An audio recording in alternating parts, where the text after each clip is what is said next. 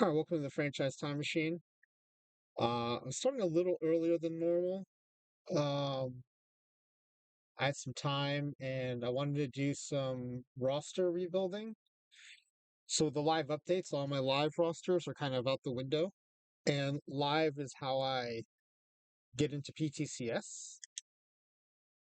So I was going to refresh some of those rosters before diving into our normal content, which will be making some additional improvements to the completely average league. So the concept of the completely average league is every player is exactly the same, has exactly the same ratings for things like BABIP, avoid K, for pitchers, movement. And so then we can do different tests in that environment. So we can do things like um, have each team have a different pitching attribute maxed out. And we ran into some issues with that last night, and I think it's because there are a few things that were still not standardized. And so we're going to work on that tonight. But first, I was going to do some live roster updates.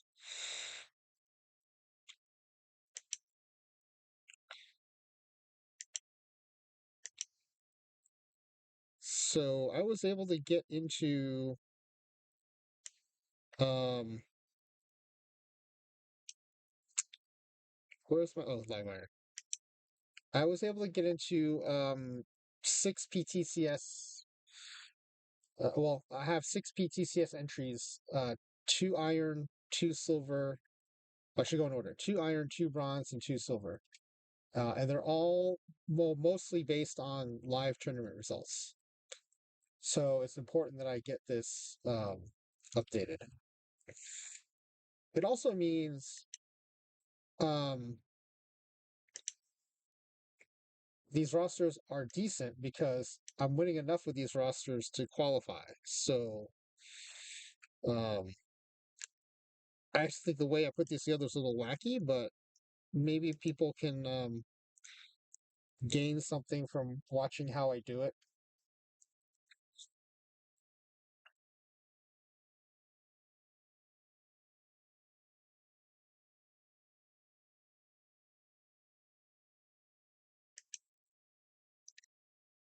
Okay. So I always kind of take the same approach, which is I have 3 views that I use. I have a position view where I've added some different columns.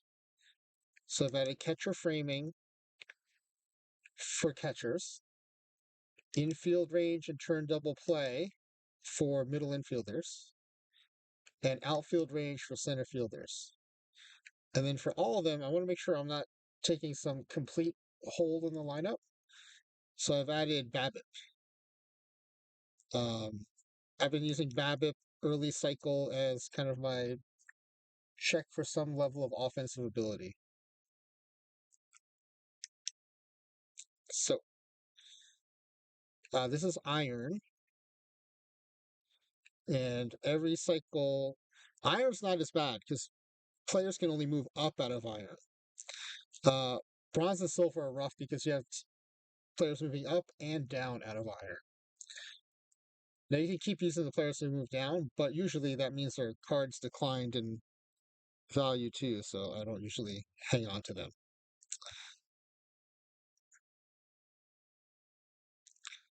Okay, so Austin Hedges is a usual iron defensive catcher.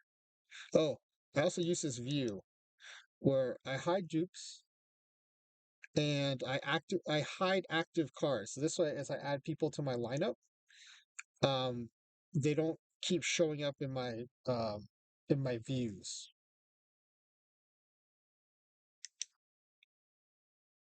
So Austin Hedges, I want as my catcher. He'll be more of a defensive replacement, substitute catcher. Hey, people, I'm doing a few live roster builds before I dive into the completely average league again. So I was going to try to get a few of these done before 10 when I usually start. Did you get a lot of packs today, P Boom? Lots of drops. And I actually like the idea of going. Oh, not really. That's a bummer. Twitch kept breaking. I saw it was breaking a ton when Dr. D was trying to go on.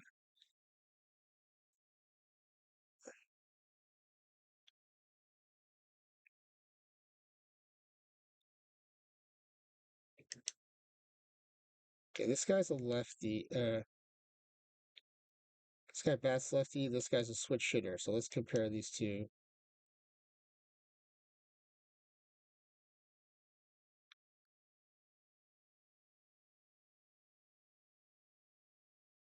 You'd be there for every second of every stream and only get like 30%. Oh, that's a bummer. Yeah, that is a Twitch problem. I think I got most of mine. The only one I didn't get all of was Spore because he had to start late. I was really glad though. Um, I was glad that the chat didn't give him a hard time for starting late. I was worried that um people would be jerks about it, but they weren't. They seemed to be cool about it. You did so many missions, you ended up with 100 packs a day. That's awesome, man. How many of those missions were the new ones?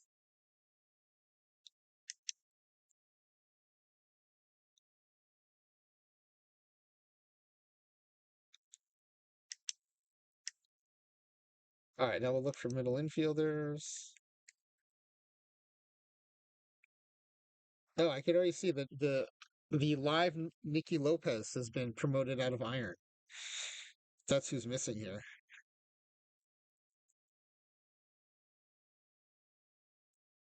And this Tim Anderson has had a boost in BABIP, I think.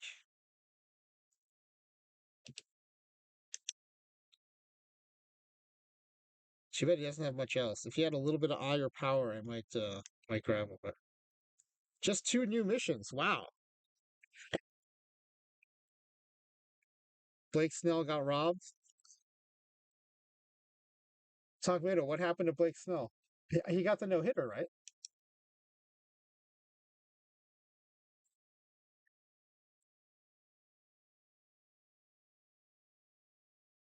Oh, you mean he got robbed in terms of live update?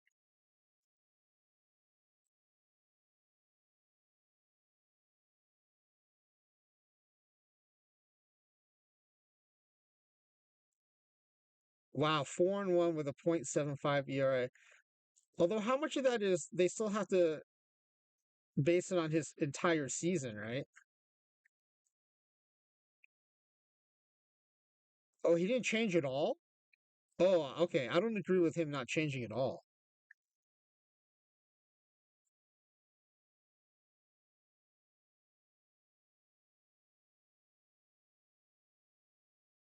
You know what I realize is a really good predictor of uh who's gonna get promoted in live update? If I'm depending on them as a free card in PT Live, they're gonna get promoted.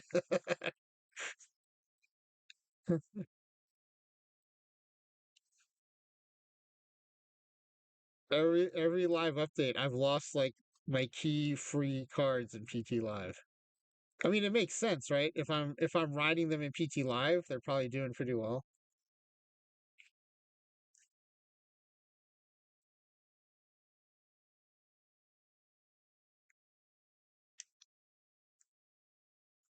Do you guys have live iron cards you like, middle infielders you like for offense? Because I always end up taking these two, the Nick Ahmed and the Nasim Nunez, and they're great defensively, but they just suck offensively. I mean, I guess I shouldn't complain because I'm still winning with them, but there's got to be better offensive middle infielders that can still play up the middle.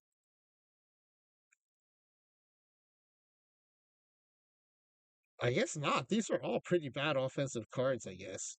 I guess if you're bronze team change, silver team change, pre 1900, diamond plus outfield, iron team change, and upper team change.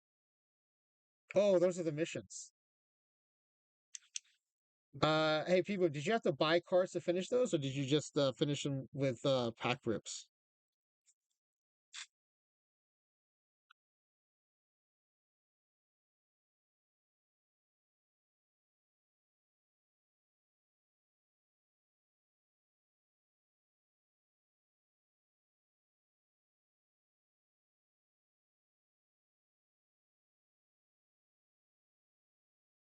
Packs?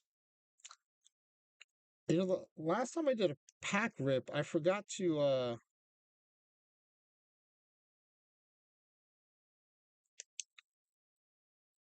check. Oh yeah, look at all these missions I completed during the last pack rip. Holy cow.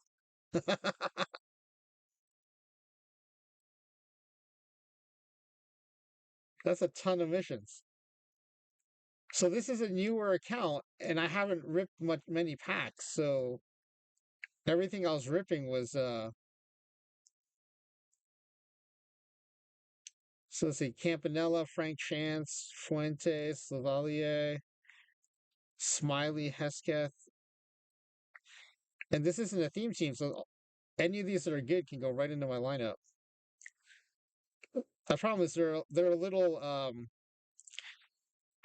they've been power crept out a bit, but still they're better than any cards this team has. Send you all the packs, P Boom. Oh, this one gets me the Harry Ford catcher and two diamond packs. Nice. They're so good on new accounts. Okay, awesome. Awesome. Look at all those. That's one upside of this pack ripping experiment is you're one away from Helton Homies. Nice. I get all these missions now. I hadn't really thought about that.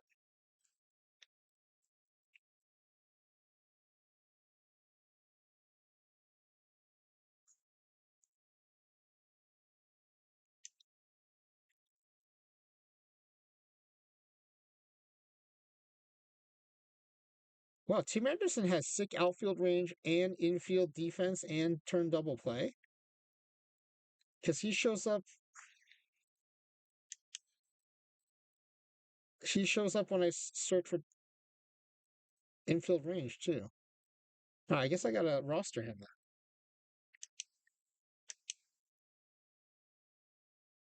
You're broke now? No pack.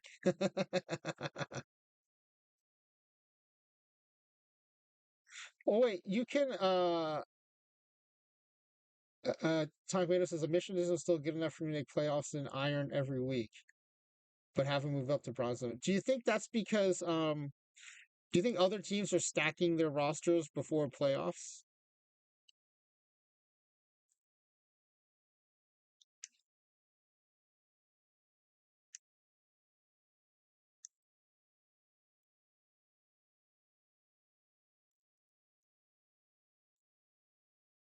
All right, now we got our fielders up the middle. Now I'm gonna look for hitters. No idea. It just seems like very much a pattern that when teams are crushing it in the regular season, they'll get swept by the wild card team, right? Like they'll get the bye. The wild card team will come out of the wild card round and then sweep the team that was like crushing the league all season. I again, it might be one of those things like pack luck where it's like it seems like you see it happen a lot, but I feel like it happens a lot. Wow, P Boom, your team's hitting 311, huh? That's amazing.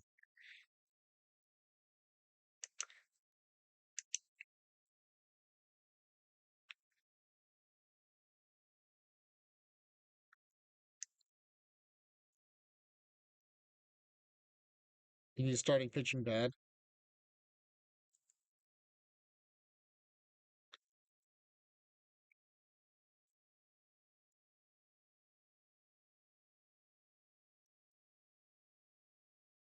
Ben Sheets sucks. Not as bad as last year's Ben Sheets.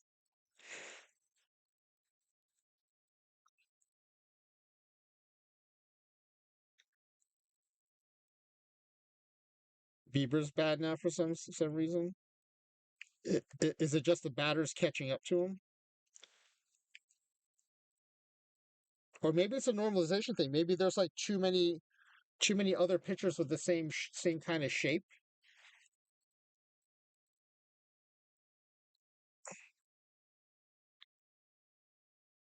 I want to have to watch that because now that I know about normalization, I see it everywhere, or I think I see it everywhere. That's probably not correct. He's very round.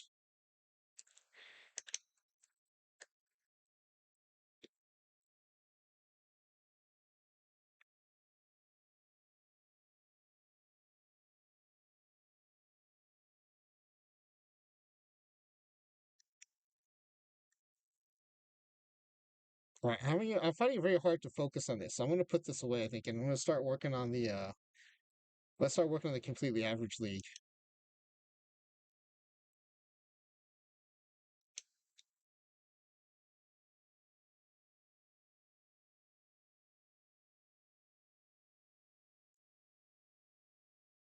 All right, so I think let's open a quick start, and then we'll fix it, and then we'll save it as a new quick start.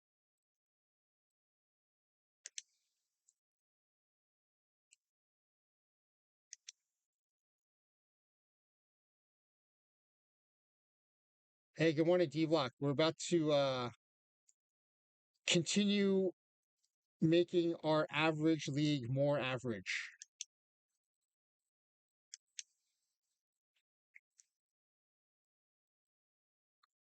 So, in case anyone's lurking that wasn't here last night, uh, we're we're building a league of 8 teams, four in the AL, four in the NL, that are all fictional players that are designed to be completely average, so that we can do all kinds of experiments by changing just like one attribute at a time per team.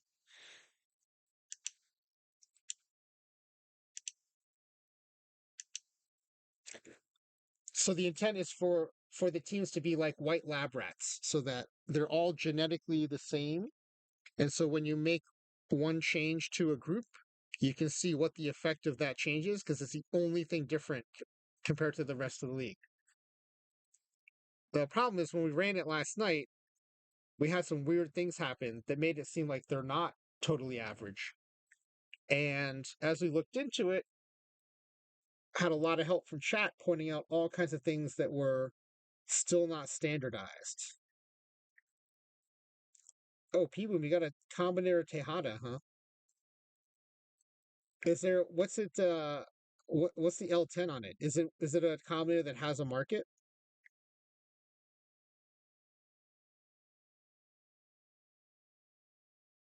25K? Wait, that's not the minimum for gold Combinator, is it?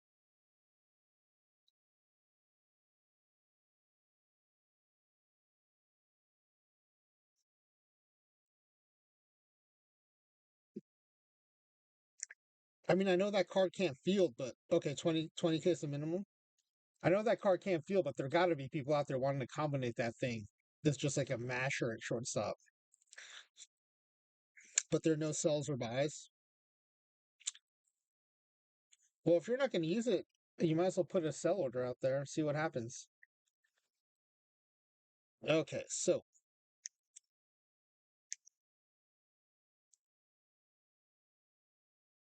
oh, did we not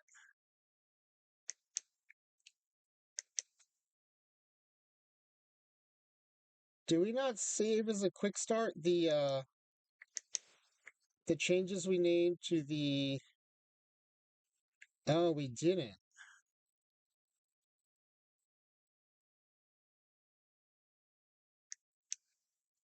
Oh, we lost all the team name stuff we did.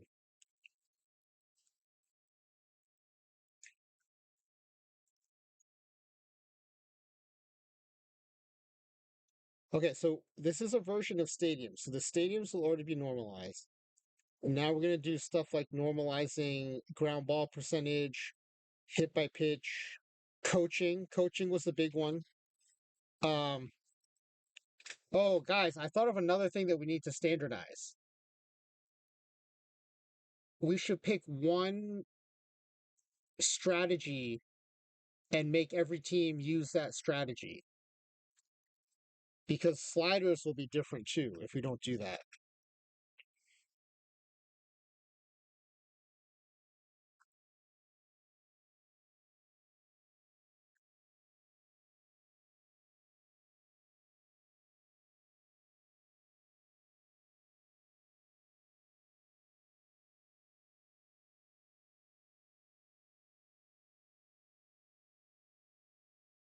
You have 300K in sellers. How much of that 300K is combinators?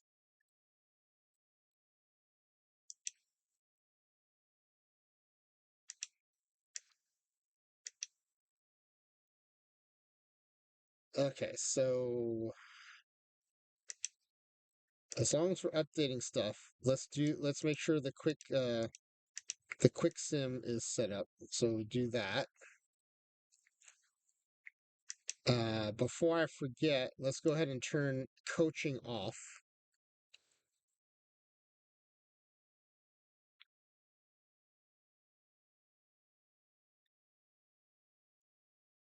Okay, use coaching system. We're going to turn that off. Scouting is off.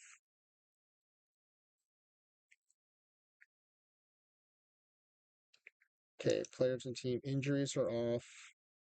Player development is off. Just Tahada is your only sell order. Oh wow, so you got a bunch of other stuff up there for sale. Auto check. Yeah, okay, we're good there. Face gen shouldn't matter. AI settings. We're not gonna be doing any trading, so that's fine.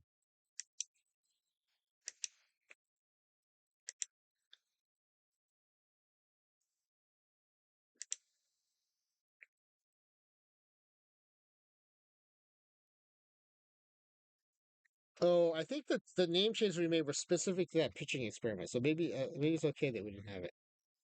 Um,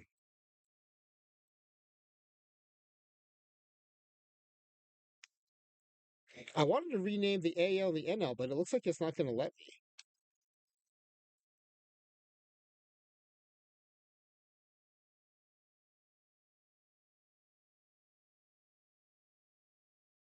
So I was going to name the AL the Average League and the NL the Neutral League, but I don't think we get that choice. All right, we'll change these names though to the Average Angels, Average Athletics. The one downside is once you change the team names, you lose the logos.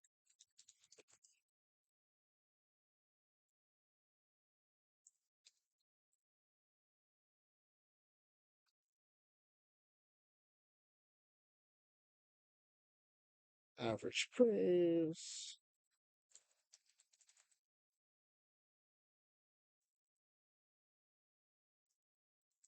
Average Phillies, and the Average Nationals.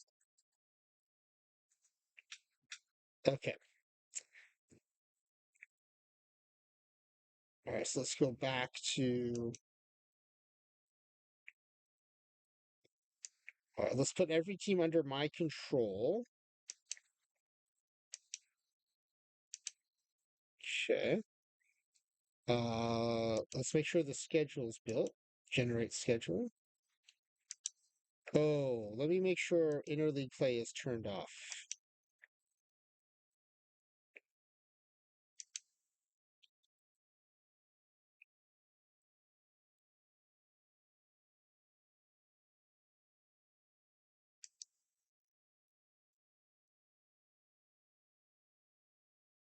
You know, even though there should be no trading, let's just turn trading off and disable the automatic creation of free agents. Both leagues have the DH.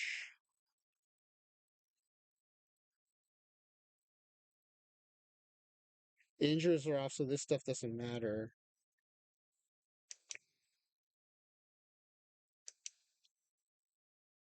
Okay, this is where I just want to check to make sure we've averaged out everything we can. Okay, interleague play is disabled, which is good because when we're using our 8 teams to experiment with 4 and 4, I don't want those 4 and 4 playing against each other because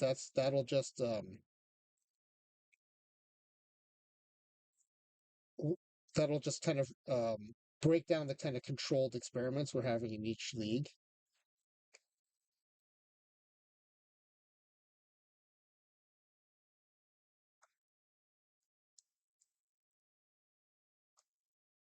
Okay, and then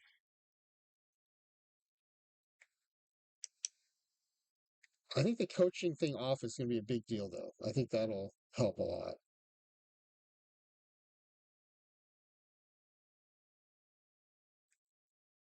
Just in case we ever do a multi-season, let's turn recalc off. So in case anyone's lurking, and you haven't heard of recalc, recalc is basically when you go into the next calendar year, the game will then recalculate everyone's attributes based on how they performed that season. And so, um, if you're heading into uh, a down season, your ratings would be down. If you're heading into a peak season, your ratings are going to go up. And if you turn it off, instead of going by what the player did year by year, it's basically going to chart a path based on potential. So we're not going to retire players according to history. Players will not miss season. Now these don't matter so much because we created these players, but if you're ever doing a sim and you don't want your players to retire or um or get nerfed when they have off seasons, you should uncheck these boxes. Automatic adjust these strategy when it's no.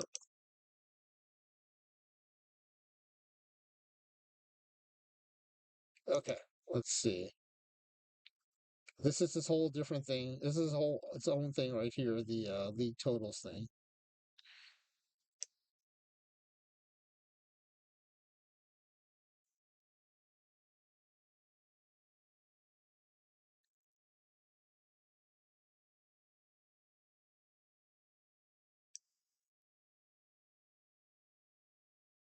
Uh, just making sure we didn't miss anything at the top level here before we dig into the players.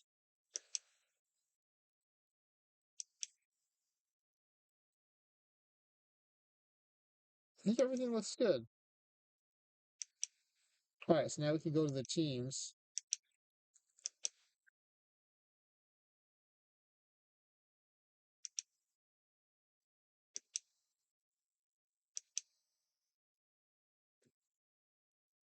All right.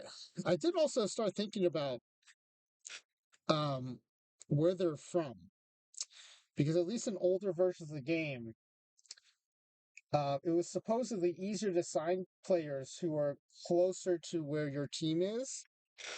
Uh, so, like if you're the Mets, it was easier to re-sign a player who had grown up in New York. I think that's from a long time ago. I don't know if that still exists in OTP 25.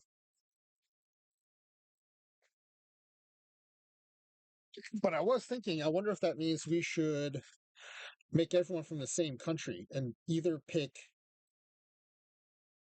the US or pick a country really far away. I think the problem with picking the US is then we have to pick a city. And then we might end up picking the wrong city and giving some advantages to one team or another. But I think that only has to do with re signing players, and we're not going to be dealing with that. So maybe I'm just overthinking this.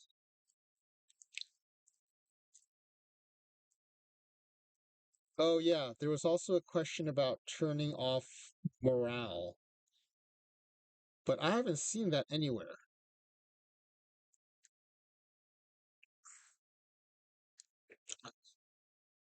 I also haven't seen personality ratings, which I know still exist in the game, but I haven't seen them in this test environment. Okay, so we already made everyone the same height and weight. I wonder if service time matters. I mean, I know it matters for contracts and stuff, but I'm trying to think if it matters for. I don't think it does.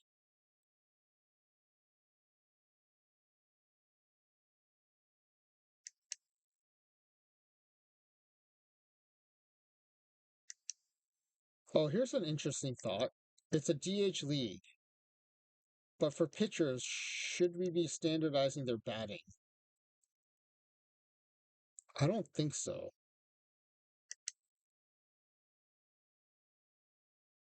Oh, you know what though? We should be standardizing their fielding. So their pitcher fielding is based on their infield ratings. So if we make all these 125, oh, that makes their pitcher rating way too high, actually. It makes it 229. All right, let's make it 100s. It's still 197. That's still pretty high.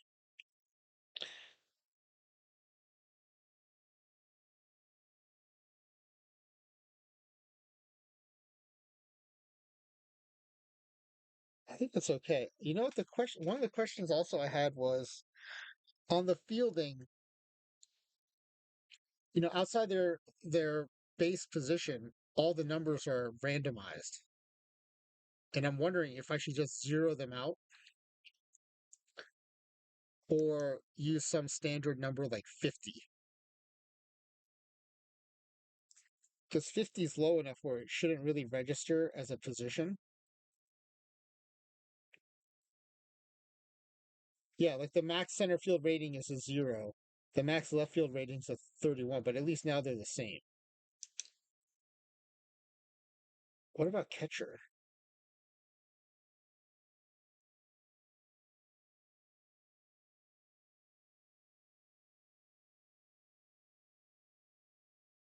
Maybe it's 50 for your non-dominant position set, and then it's 25 for catcher if for non-catchers. Oh, but for pitchers, let's just zero them out. These are pitchers. I forgot these are pitchers.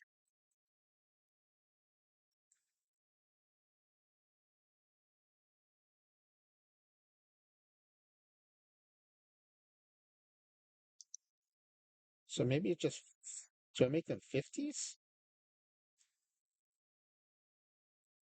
Oh yeah, okay. Pitchers are going to be all 50s for defense, for infield defense.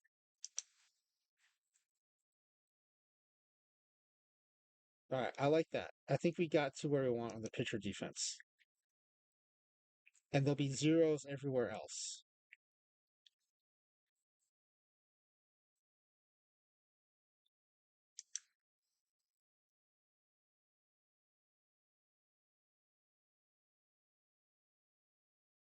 Okay.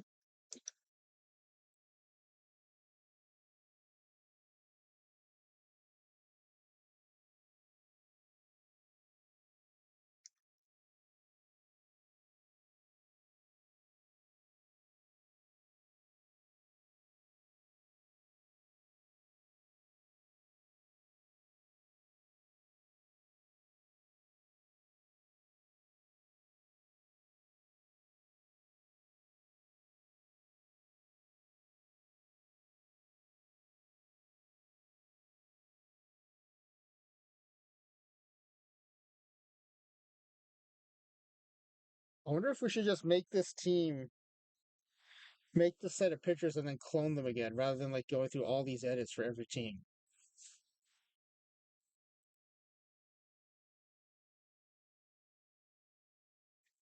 What I'm worried about is we're going to clone them and then the RNG is going to insert the randomization again and I'm going to have to like re-standardize it. So I will have like cloned them for nothing.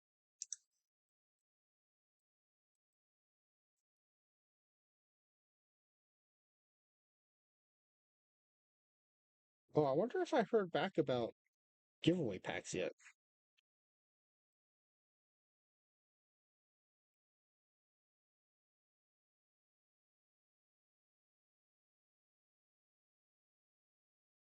No, not yet.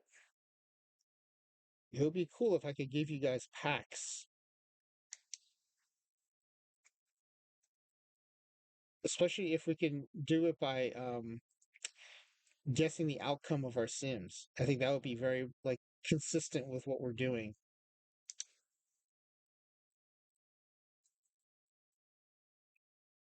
And we would have some of the best giveaway odds in all of the streaming community.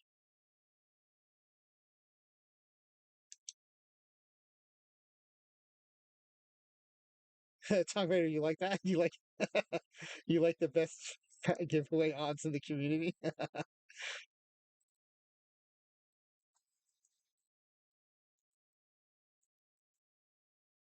I mean, most nights you'll have like a 1 in 3 or 1 in 4 chance of winning. All right, so okay, so that's the fielding, and now we need to standardize ground ball percentage. Yeah, good old roll a die or a coin flip. Okay, hit batsman, wild pitches, and balks. Um, I actually like this pitcher's profile. 5'2". Unfortunately, it doesn't tell us what's average.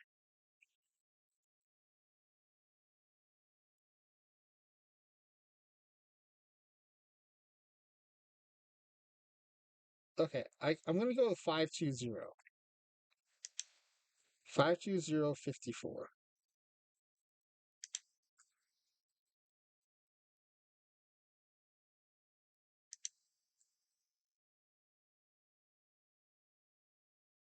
White Sox tied the all-time AL losing streak record. Man, I feel vindicated then in always choosing pitchers who are facing the White Sox.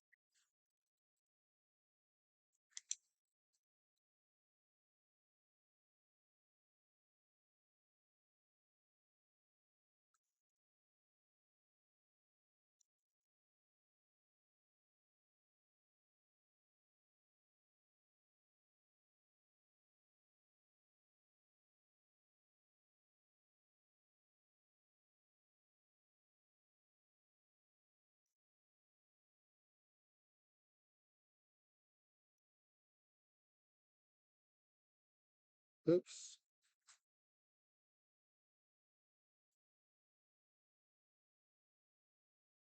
Pitchers versus Giants felt good for a while, and you're a Giants fan. Hey, that's cool. When it's PT Live, I feel like loyalties go out the window. I've picked pitchers pitching against the Mets all the time, especially when the Mets were ice cold at the beginning of the season.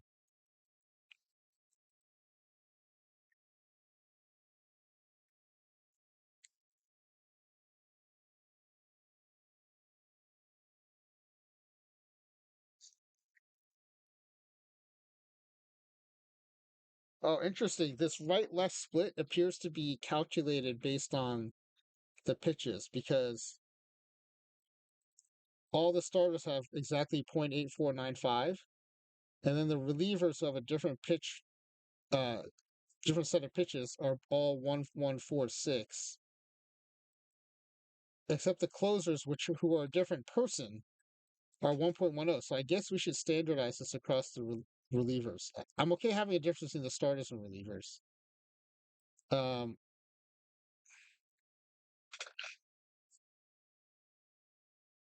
I mean, I feel like a positive split is normal, right?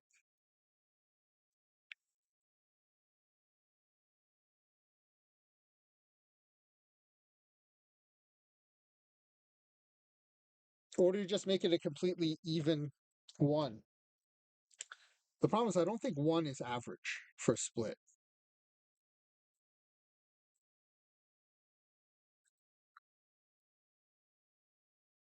but we'll run with it. It also doesn't matter because all of our batters are right-handed and all of our pitchers are right-handed.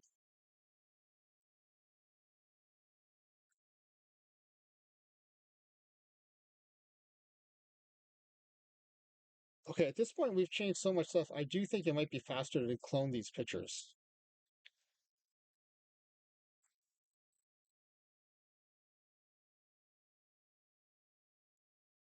All right, let's try this. Let's just try cloning this set of pictures and see what they look like in the free agent pool.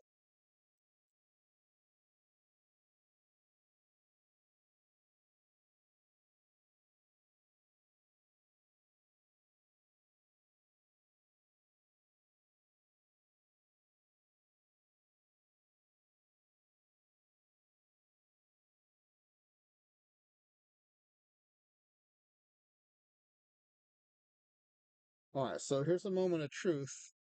How much did the AI randomize stuff?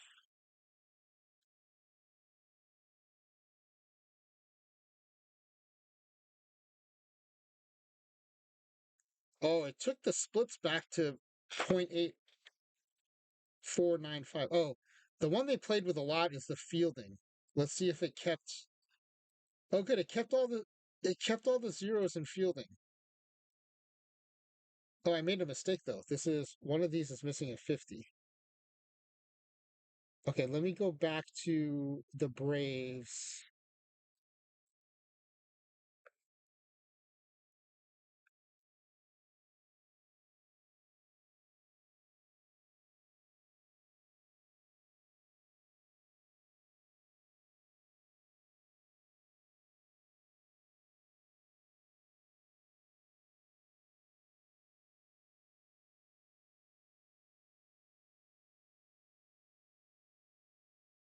Okay, here we go.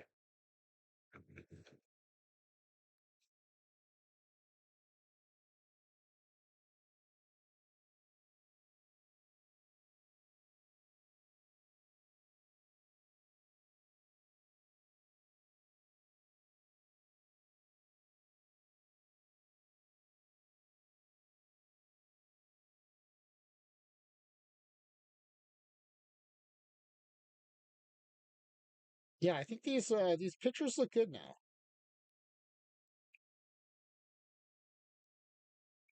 I just want to make sure the AI didn't sneak in some more randomness.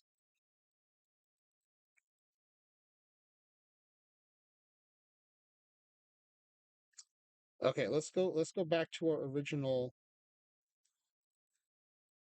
Let me delete these guys.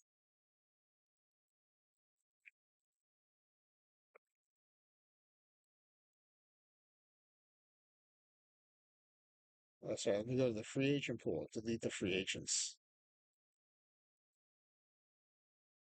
Okay, let's go back to the Braves. There have been other things that I thought didn't matter, and they ended up mattering. So let me. We turn injuries off, but just in case it matters to the ratings, I wonder if I should just take turn all these injury numbers to 0.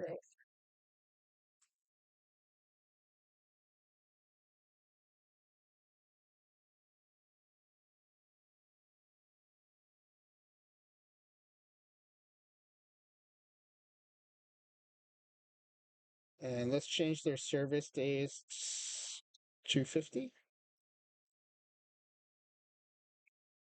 2 years.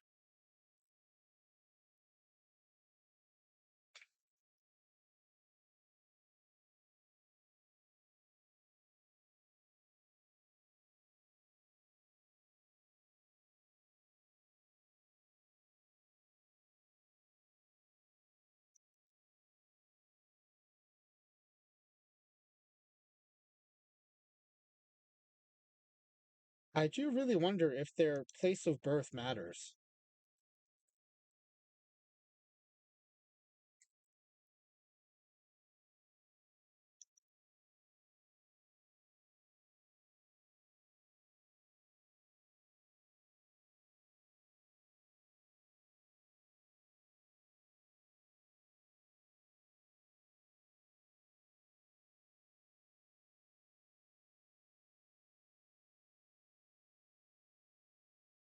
Okay, so now all of our players will have the same level of injury proneness, which is 0, which matches with us having turned injuries off, so that's fine. and they'll have the same amount of service time. They already have the same age, so that makes sense.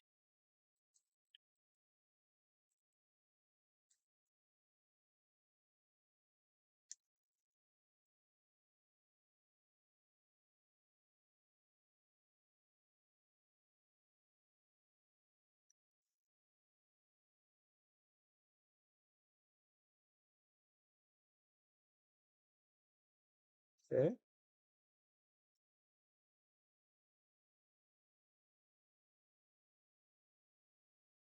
I might as well do it for the position players too. I think what we're going to do is I'm just going to clone these Braves.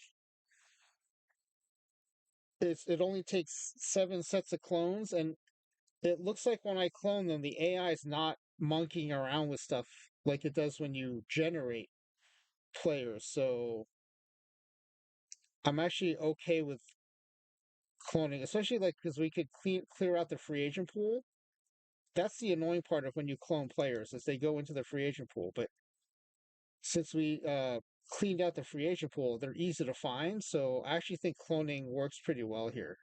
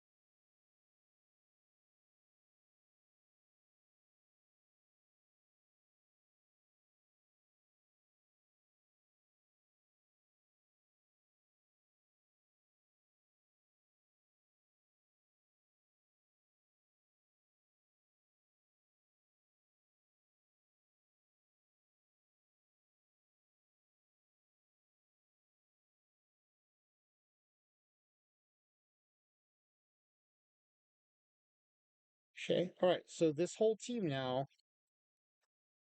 no injury, no injury proneness, same number of service days.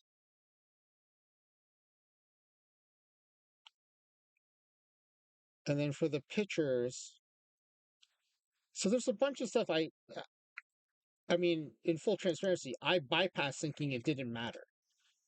Um, and one of the bad ones I should have standardized was ground ball percentage. So I'm glad that got called out last night.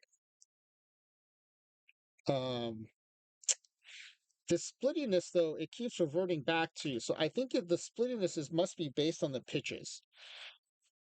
So I'm okay with leaving them as is. And I guess the reason they change. Oh no, it did keep them as one when I changed them to one. Okay. I'm changing all these splittinesses to one.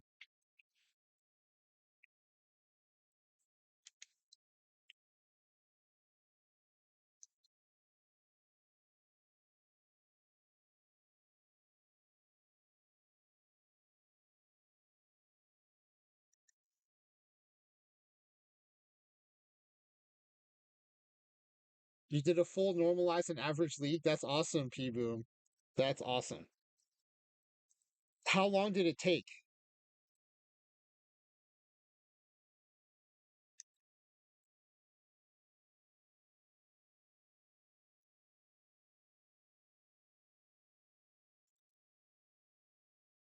Like 6 hours. Good for you, man. Good for you. I'll be really interested in seeing what kind of sims you crank out of that.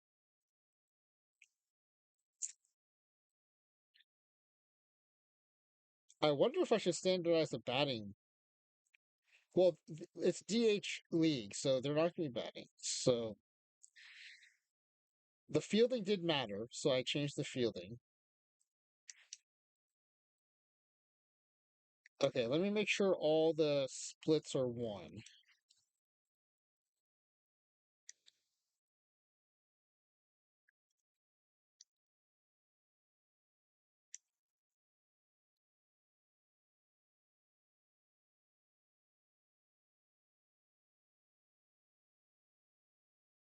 Okay, all the pitcher splittiness is now 1. All right, I think everything's normalized now.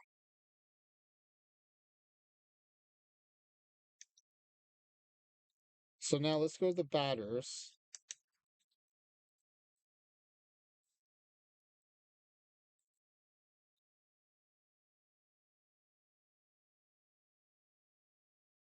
Okay, injury proneness is down. Oh, did I already do this for all the... Oh, I missed one of the... This needs to be a 2.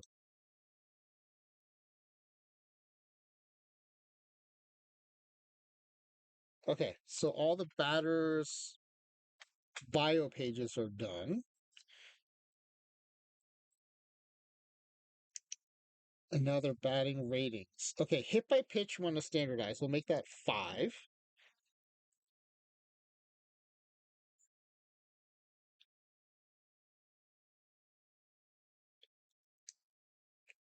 Okay, all of their non-position ratings are going to be 50.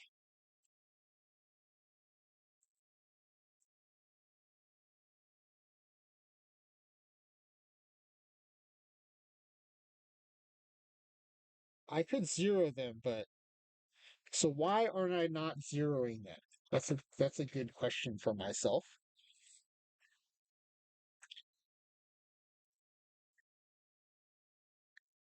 Well, what do we do with the pitchers? Oh, we zeroed them out for the pitchers. Okay, I'm okay with zeroing them out.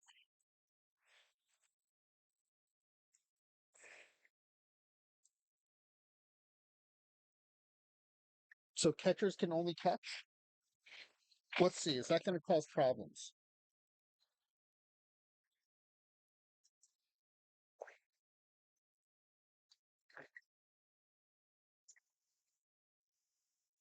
Oh, people, Vitalik's finally made it to spring training.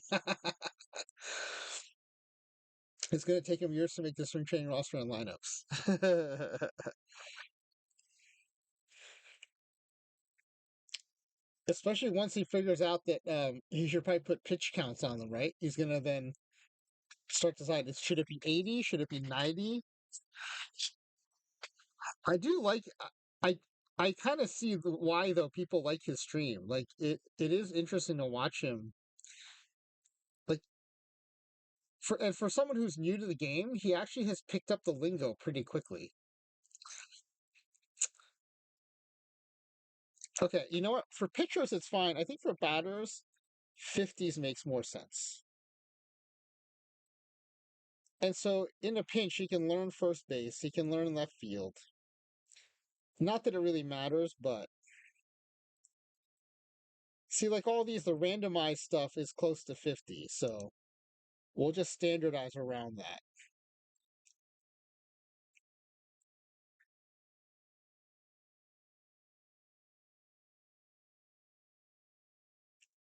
He said he's been a casual fan for a while, but nobody in his chat has any idea what's going on, even after 28 hours.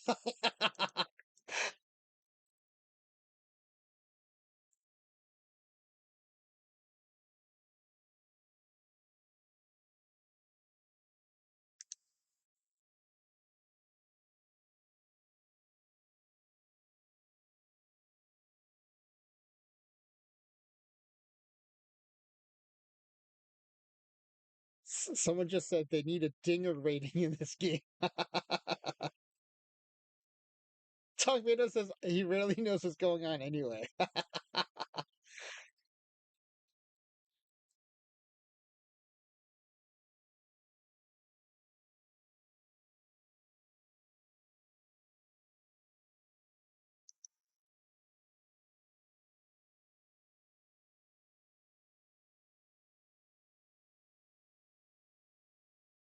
Oh yeah, everyone in chat, I have something I would like to ask you to um if you stream, I would request that you share it on your stream. If you oh, what? Hold on. Trying to access it.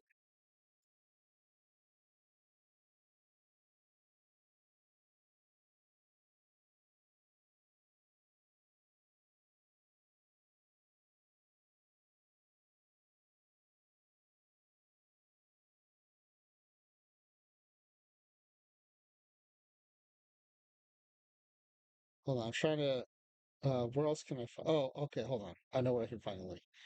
I created a survey for that Babe Ruth league, a league of Babe Ruths, and I'm hoping people will share it and have people who haven't watched the stream um take it and guess, without normalization, how many home runs and what batting average would Babe Ruth have had. So I'll paste in the chat. If you guys can get other OOTP players to fill this out, that'd be awesome. It's just two questions.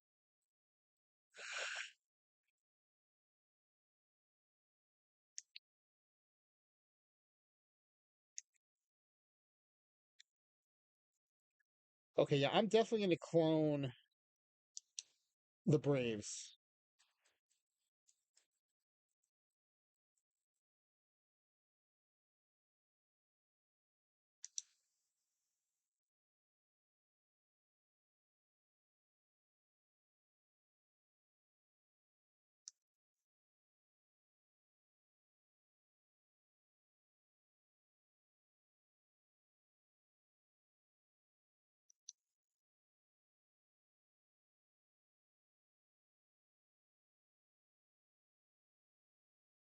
T-Boom says he's about to put that everywhere. Don't put it anywhere that's going to get me in trouble, P-Boom. Thanks. I appreciate everybody. So I'm doing a Friday stream at 3:30 p.m. Pacific time. 6:30 p.m. Eastern time. It'll be a rare daytime stream for me. And what I plan to do is to show everybody all the normalization stuff that we've discovered over the past few weeks and how they can simply overcome normalization so that if they want to do, I don't think it's just experiments. I'm actually surprised this hasn't come up like when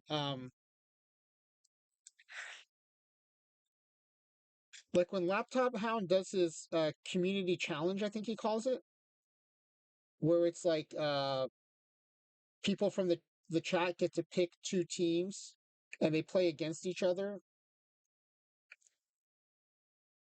I think normalization has to happen there because there's no league for them to normalize around.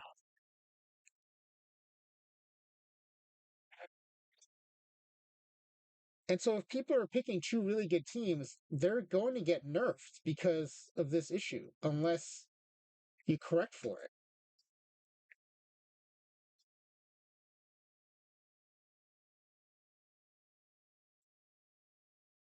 So anyway, I think there's lots of applications for this, and I think it'll blow people's minds when they find out how the game actually works. So I wanted to do a daytime stream to kind of spread this knowledge to more people. So I thought by doing the survey, it would give me some interesting data to present during the stream to say, hey, look, everybody expects Babe Ruth to hit a bunch of home runs when we make a whole league out of Babe Ruth, especially when he's facing Jose Lima. And so here are the results. Here's how people guessed. And then I'll show them here's what really happened, right? The league leader hit 26 home runs. And so I think that'll get people's attention. And they'll be like, why is this happening?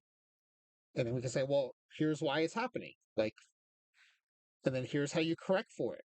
And then show them like what happened with Cornejos and Foxes and what happened with the Babe Ruth. And I'm hoping that it'll help people um, create better sims especially if they're doing experiments like we are. If they're just playing League, I don't think it matters as much because the League acts as its own buffer from normalization because you have so many players. But it's when you start doing head-to-head stuff in particular. Anyway, I don't know. I might be overestimating how many people this will matter to, but I thought it'd be worth at least showing people what's out there. Oh, I forgot to standardize hit by pitch.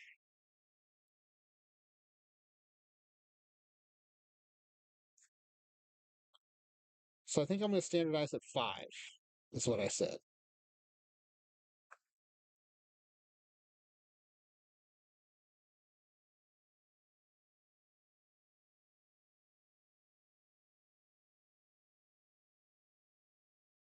The more I thought about it, the more I think y'all were right about coaching making a big difference because every time you have a universe of a small number of teams, one and everyone's the same, one tiny edge becomes a huge edge. So I was thinking about like the Cornejos and Foxes, the Nate Cornejos who got the bullpen boost. It wasn't just a little boost; it was such a boost that all the bullpen Cornejos became beyond Randy Johnson. And so if bullpen boost can do that, I think a coaching advantage can definitely do that. So I think you all were right that we have to turn off coaching. Okay. All right. I hate to say it, but as long as we're in here, I think we should standardize the pitcher hitting.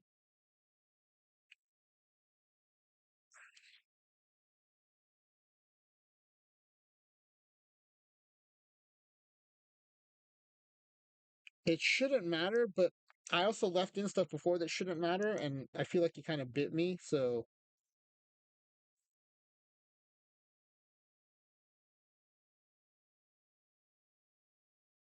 we'll just do 200s across the board.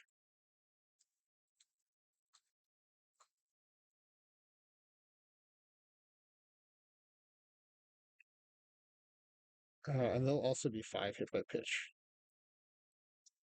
I mean, as long as we're doing this, we might as well just do it.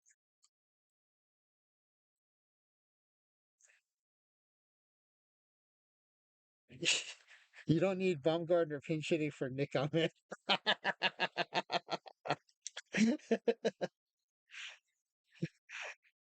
Did-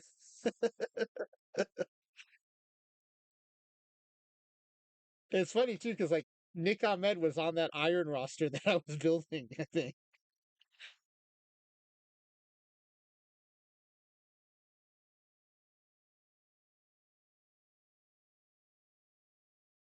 Um, how about 100? Well, we don't want them to be, let's just do 50s. They'll be nerfed compared to the batters, but I think that's fine.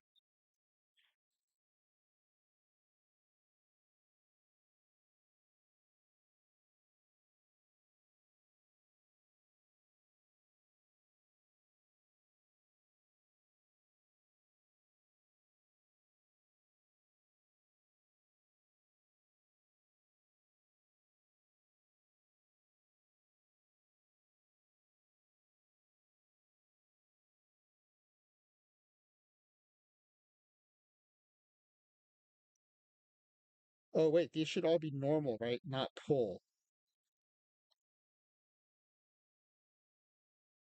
This should be normal, normal.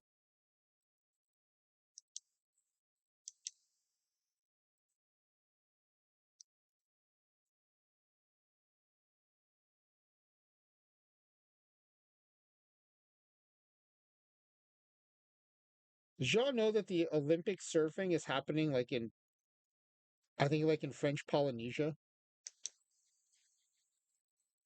That's pretty cool. I mean, technically, I guess it's France, so. Oh, Tahiti. Sorry, Tahiti. That's pretty cool, though. Like, I guess it's still technically France, right?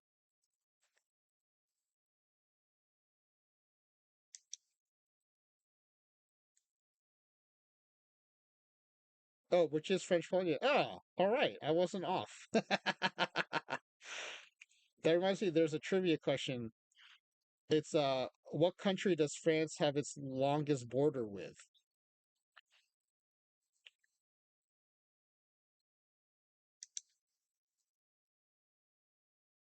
And it's, I mean, I think of it as a little bit of a trick question, but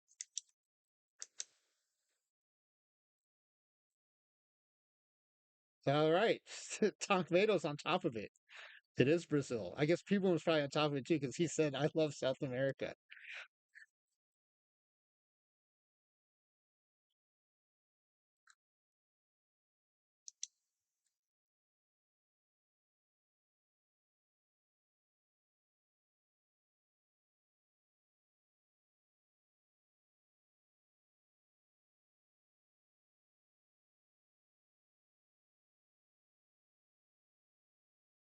Yeah, I just think it's kind of cool that it's like it's still considered part of France. I mean, well, maybe cool is not the right word. I don't know if the people who live there consider it cool because it is a vestige of colonialization. But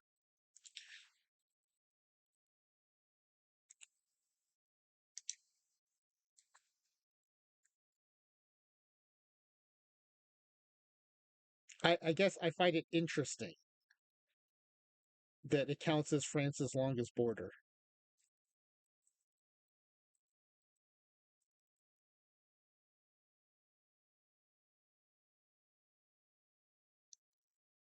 I actually think changing these from pull hitters to normal hitters actually might.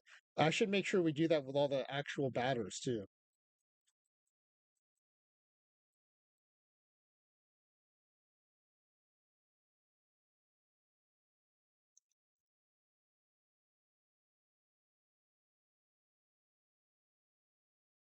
Also, I can't tell you, I've still been thinking about that gaslighting incident where the game totally tried to gaslight me. I can't believe that happened.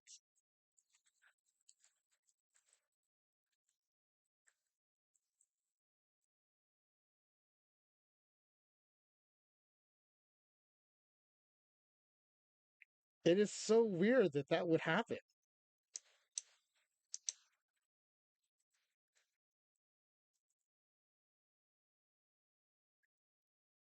Yeah, people, that's a good way to put it. It made no sense. Like, why? Why would that happen?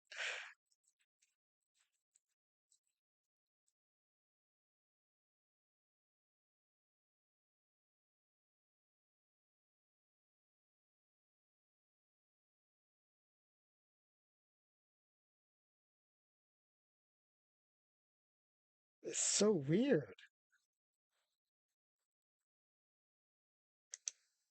Oh, this one's a spray hitter. Interesting.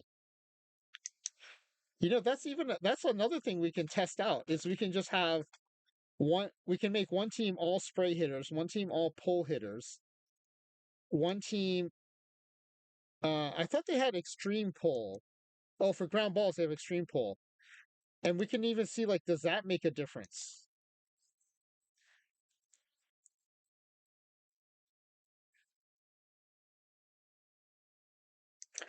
I'm really curious now, like what little things might make a difference in win-loss record.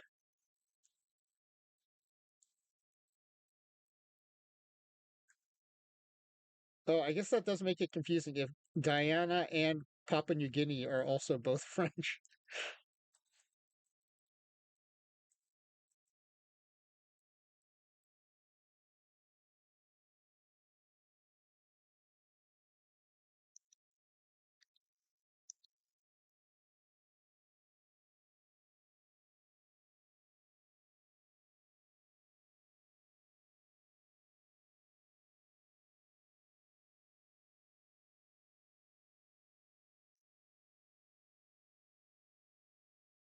So, P Boom, do you already have big plans for your um, completely standardized league?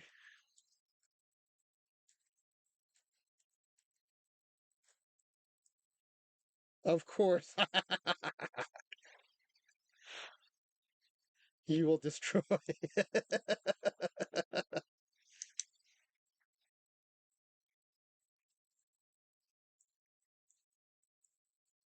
I thought it was fascinating just making our average teams play against each other. And now that they're going to be totally averaged out and the stadiums are averaged out, I kind of want to try that again at some point.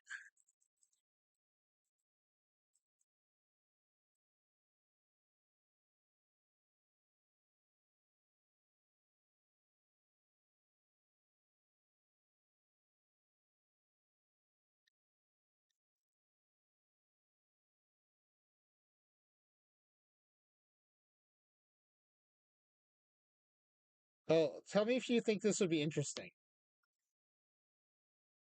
I was thinking about since we have an 8 team average league, right?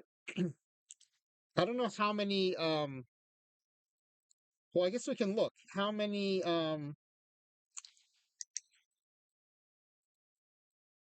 strategy presets are there? So there's one, two, three, four, five, six, seven, eight. And unorthodox is random, so there's eight. So I was thinking we can take the eight presets and play them against each other, but then we can also import all these presets, at least the ones with names on them. And then I thought, however many sets of eight we need to do, we can play them against each other, and like maybe the top two advance, and we just have like an elimination tournament where each competition is like a full season, and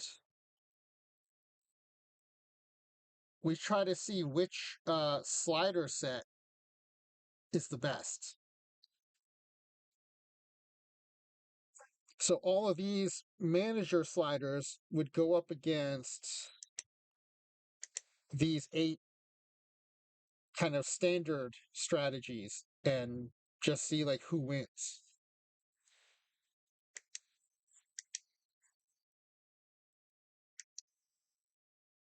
Anyway, that's another thing I've been thinking about experimenting with.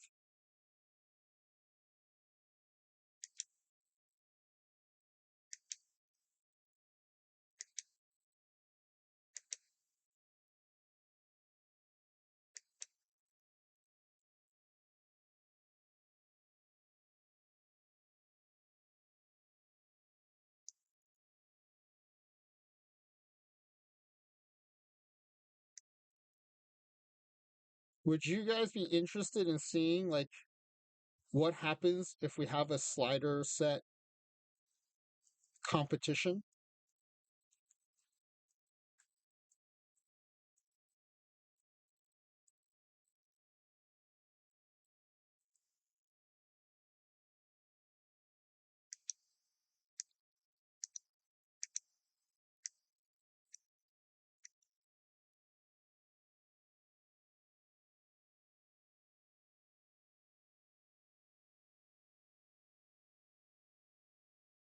Whoa, Tomato, you have your team chemistry up to 99.8%? That's amazing.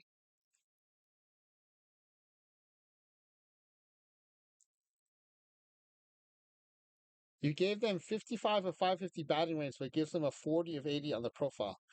Yeah, it seems like 55 out of 550 should be a 20.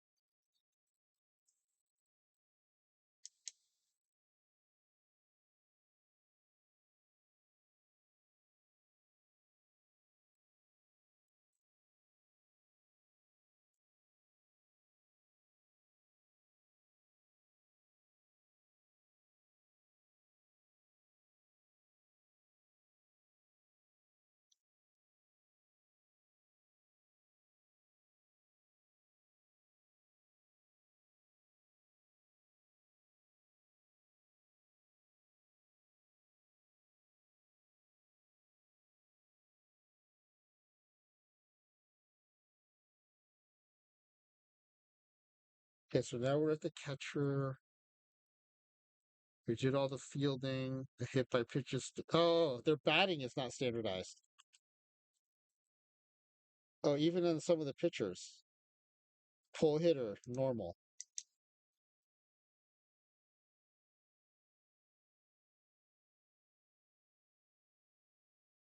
Normal.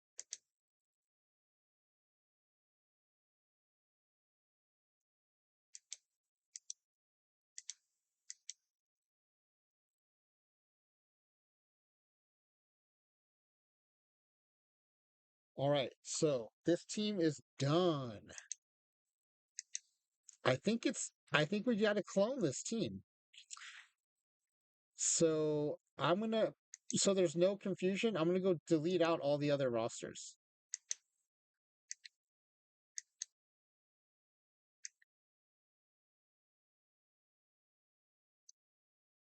So I don't want any of these non-standardized players to get mixed up in the pool.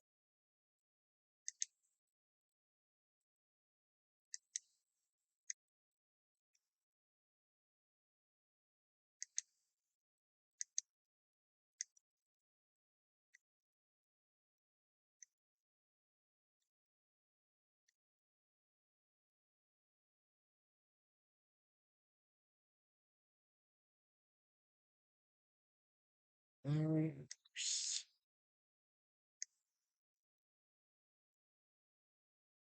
Rangers.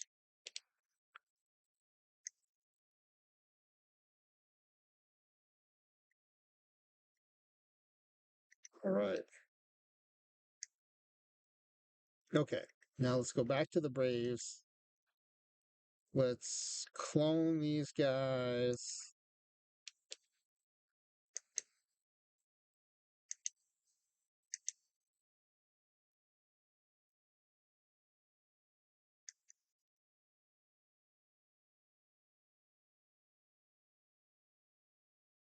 That's interesting. The starter demands are 10 million and the reliever demands are 1 million. I want to screenshot this. What this does is it gives you an idea of the relative value the game gives players, right? Because if all these players are totally average, what it says is a starting pitcher is worth roughly twice as much as an infielder.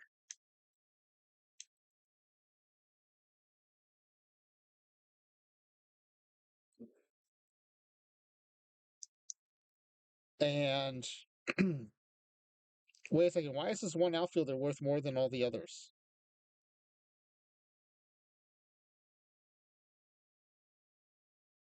That should not be. That is weird. Okay, outfielder 3 and outfielder 4 are demanding 5 million. The other 3 are demanding 1.8 million.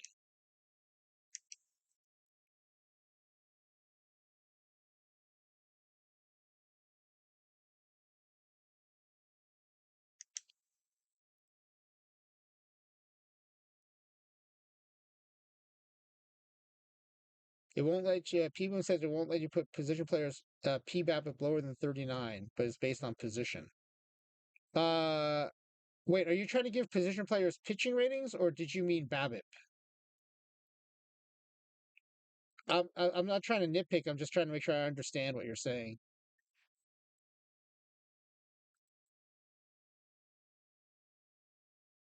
That's so weird. Pitcher, I mean, outfielder 3 is no different than outfielder 1.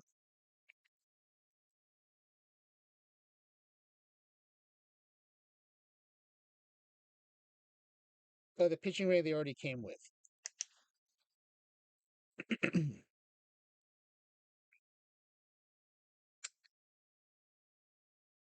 I wonder if their salary demand is based on their greed, but their personality information is not showing up.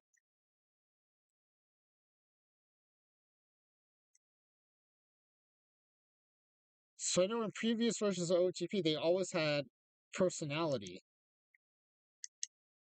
Is personality turned off?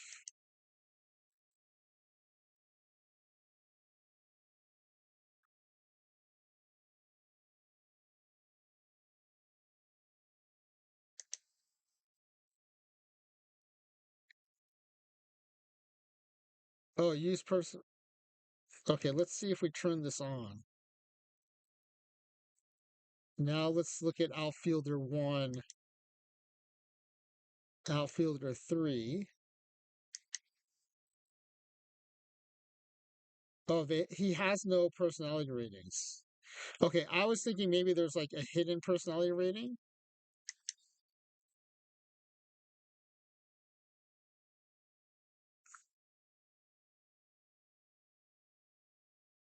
So I'm going to turn personality ratings off again.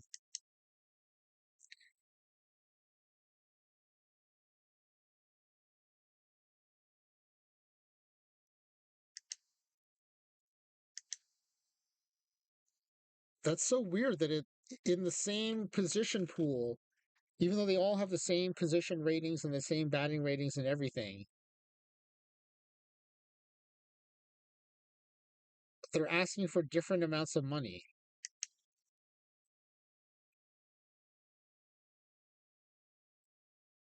Even the relievers, it's 1.3 million, 1.3, 1.5, 1.2.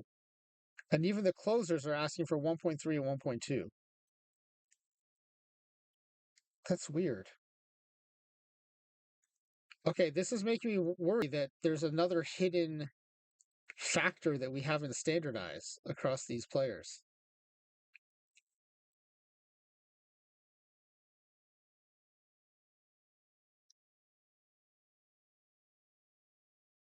Oh, wait a second. We have a switch hitter here. All right, let me fix that first. First, let me fix it on the Braves team.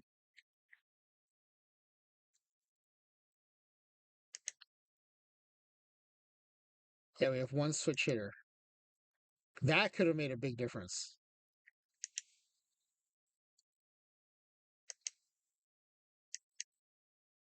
Oh, wait, I didn't change this guy's size either.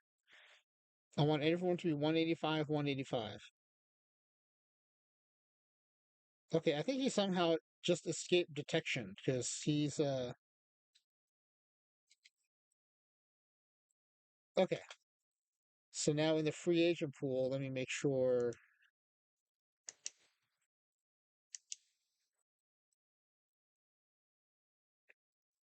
I fix that.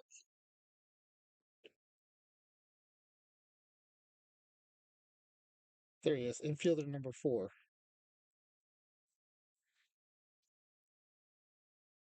Oh, that's another thing we can do. We can say we can make a 3-team league where team 1 is all righties, team 2 is all lefties, and team 3 is all switch hitters. Oh, we'd have 2 switch hitting teams. One is a switch hitting team with right-handed pitchers, and the other is a switch hitting team with left-handed pitchers.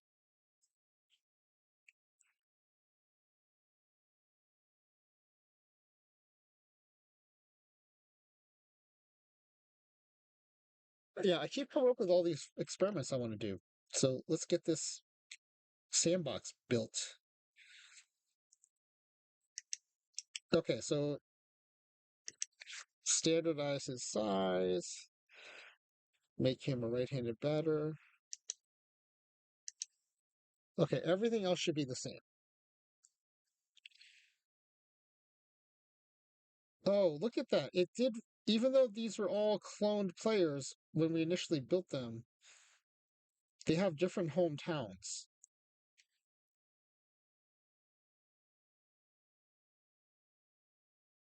Okay, let's delete let's delete these free agents again.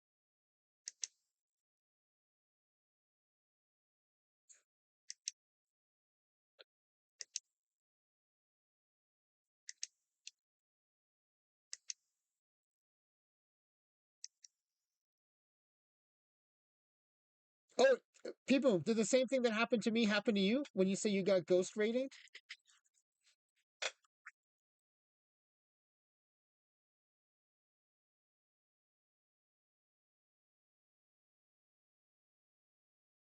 I can't. Did it turn back to 20 eventually? 20 overall third base suddenly turned into a 55.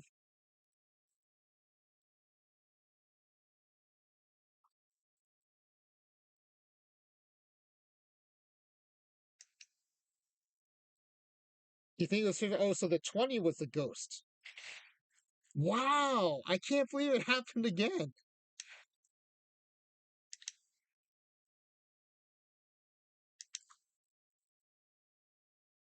Okay, if you hadn't seen it happen last night, would you have been freaked out just now?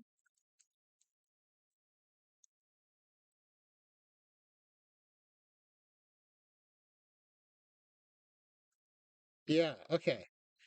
Let's make everyone from the same place. We'll make everyone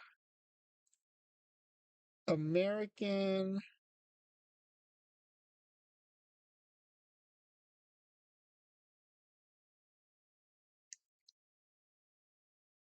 Caucasian, and no place of birth.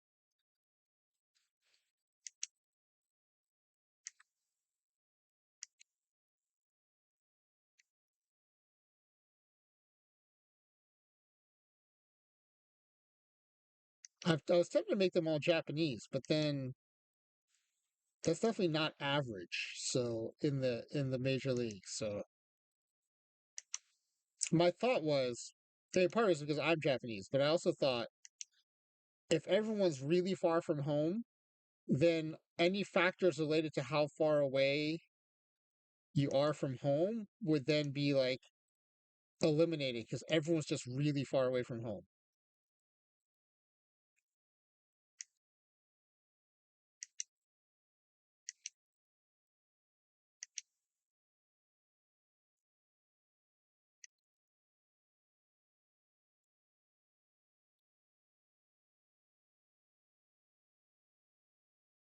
Am I still right in uh is Major League Baseball still majority Caucasian?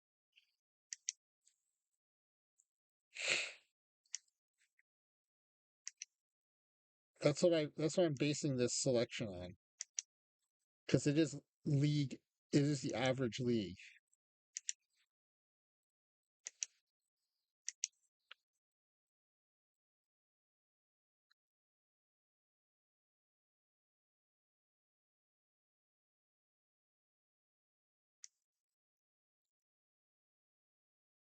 Oh, it's cool that it lets you pick city of birth none. That then keeps me from having to pick a city.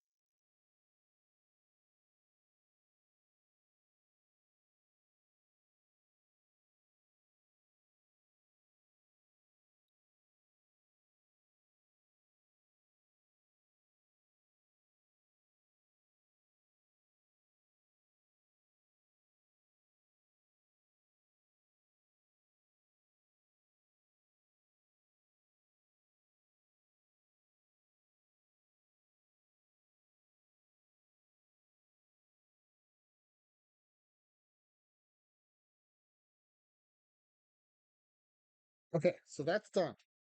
Okay, now I think we've standardized everything there is to standardize.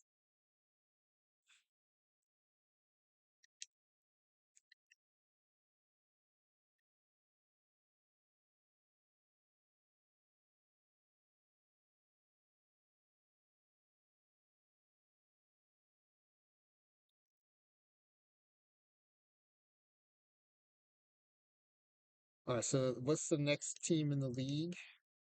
The Angels.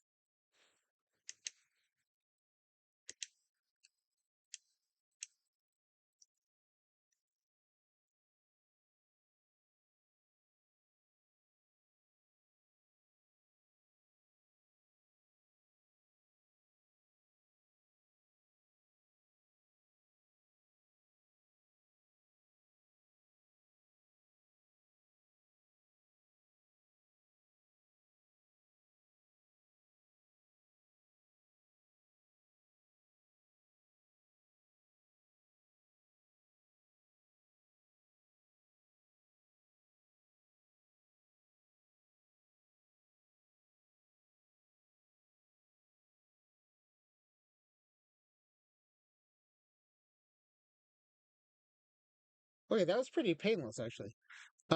P Boom says the second baseman with 25 in all fielding stats will be a 1 out of 200 no matter what. Yeah, I noticed that. Like when I changed all their ratings to 50, the maximum infield rating at first base you can still be an 82, which says a lot about playing first base. But second base you're max 4, and then you don't even get a rating at third base or shortstop.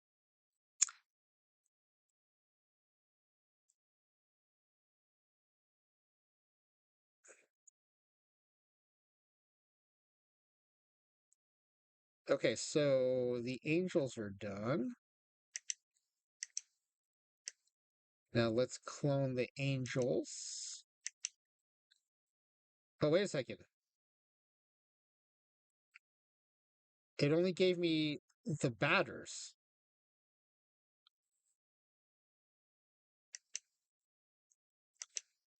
Did I leave the rest in the free agent pool?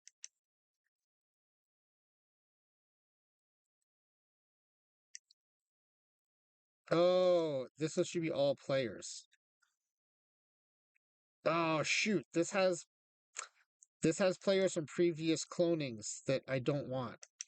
So I have to go back to Atlanta, clone the pitchers again. So I can make sure I have the right pitchers. That's a little annoying.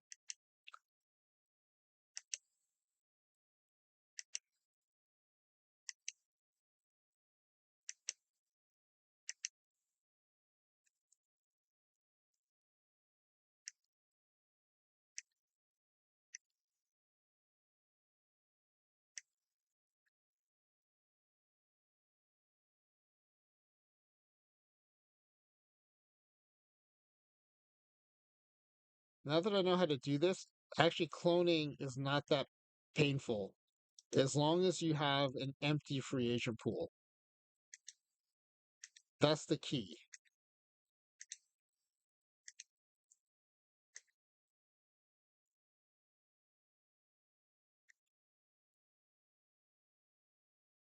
Okay.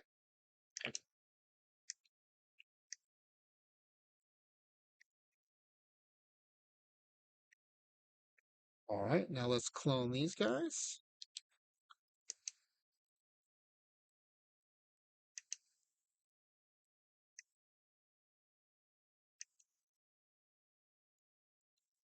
All players. Okay.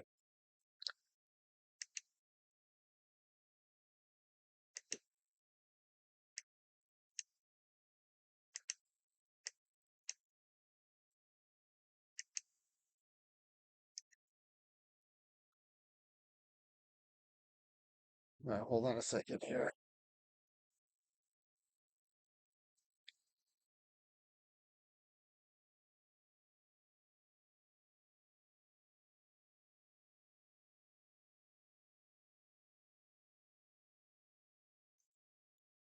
All right. Okay. Um,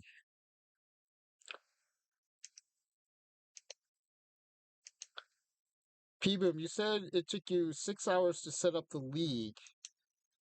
Do you have an estimate for how long it's going to take you to set up all the players?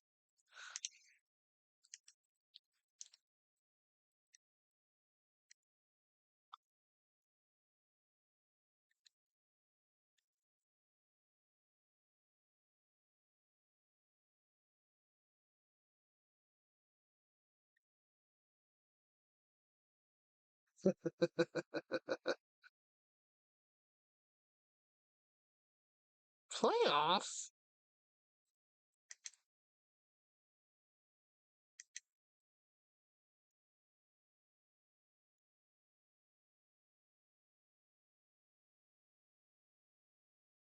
Oh, that was. Oh, thank you, P-Boom.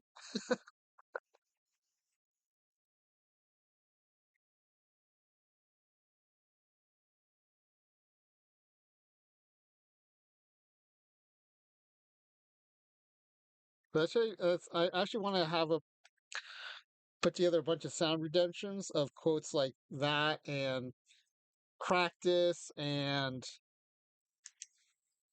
come after me, I'm a man. That was the Oklahoma State coach. I have a bunch of like those sound bites that I love. Why is the third baseman playing second? Why is the second baseman on the roster seven not in the starting lineup? I'm telling you, man, the AI does weird stuff, but I've found, yeah, come after me. I'm a man. I'm 40.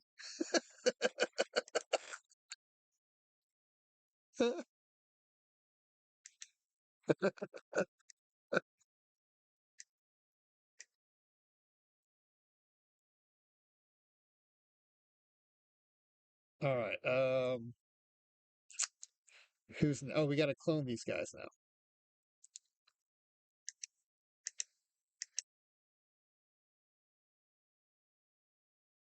Well, P-Boom, I don't think you were watching yet, but when I brought four Willie Mazes into the 2023 Mets, um, I figured one for each outfield spot and then one at DH. And these are peak Willie Mays, like the best Willie Mays. And the AI sent one of them to the reserve roster.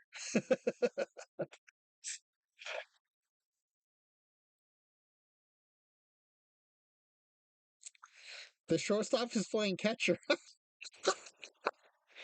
Here's the thing, though, P Boom. Every time something like that happens, other than the Willie Mays made no sense. But like in this average league thing, for example, when I dig into it, I always find something that's like, oh, this is why that happens.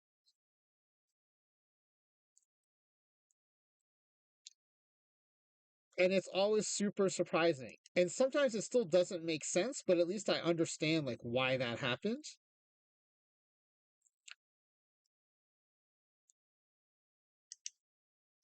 But I'll be curious to see like if you end up finding a reason behind it.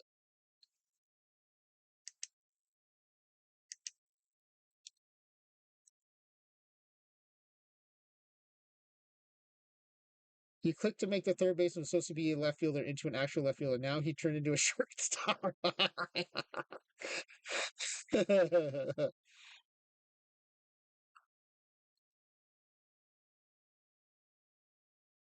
Well, here's the thing though. Well, no, because outfield arm is different from infield arm. I was just wondering, like, if in making him a left fielder, if you change an attribute that then made the AI think, oh, he's a shortstop now.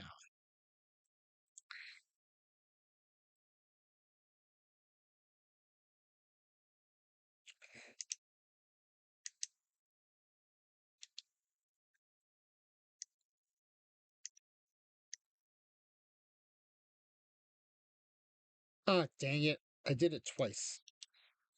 All right, let's start over. Let's delete them. Let's go back to the Mets roster. Let's clone them.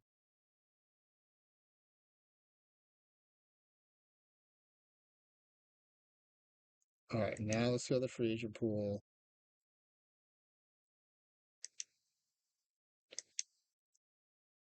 Okay. All right, this guy is going to. Who's next?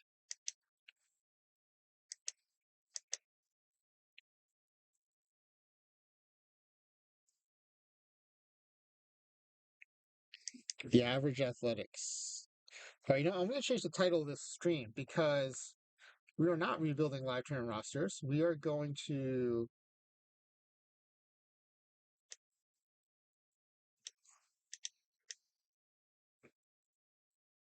update and improve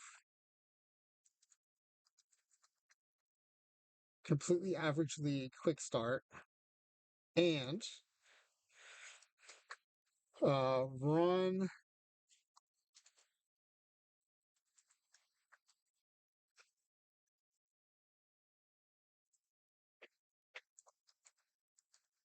a strategy preset experiment.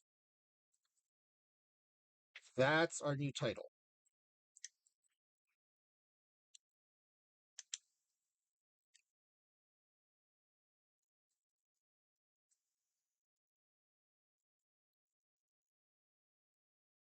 Does any strategy dominate?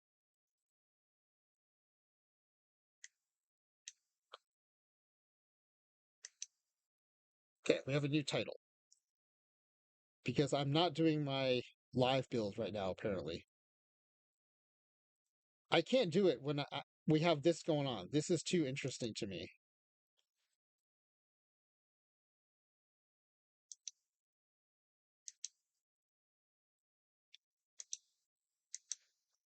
Hey, Brent, what's going on, man? P Boom, your right fielder just disappeared. Brent, we're working on making a completely average league where every player is completely average in the same way so that we can run different tests to figure out how important different things are in the game.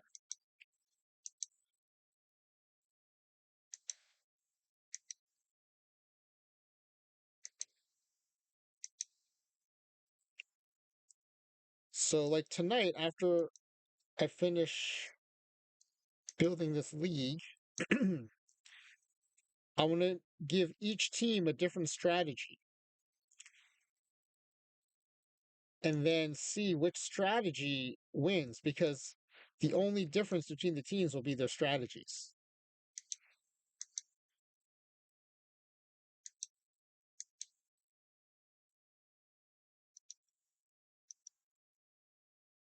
No fun at all? Brent, are you saying we're not having any fun or you're not having any fun?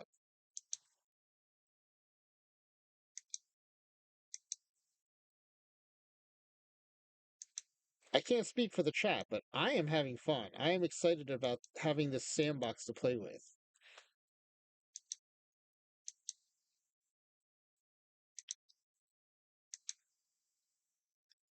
I'm also having fun listening to P Boom telling me about all the weird stuff his OOTP is doing to him as he tries to set up his league.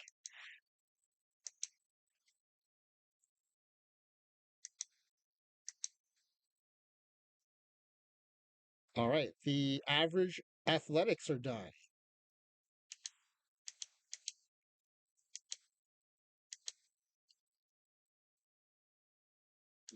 All right, let's clone them. P-Boom says, notice that even if everyone has the exact same rating, the AI puts the lineup in the order that a typical team organized by war would be. Oh, that's interesting. How does it have war, though, if it doesn't? Oh, sorry, not war. Oh, you mean like a center fielder or shortstop leading off and like a first baseman hitting third or fourth?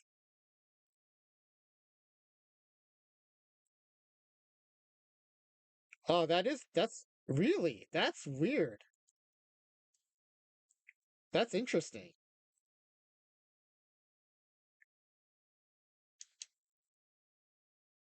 P-Boom knows how to get my attention. That gets my attention. That weirdness gets my attention for sure.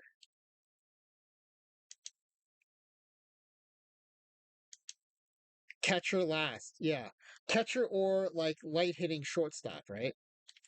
But yeah, typically I would say catcher last. Yeah.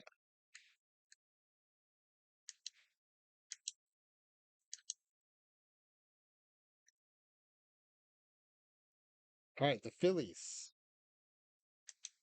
the average Phillies.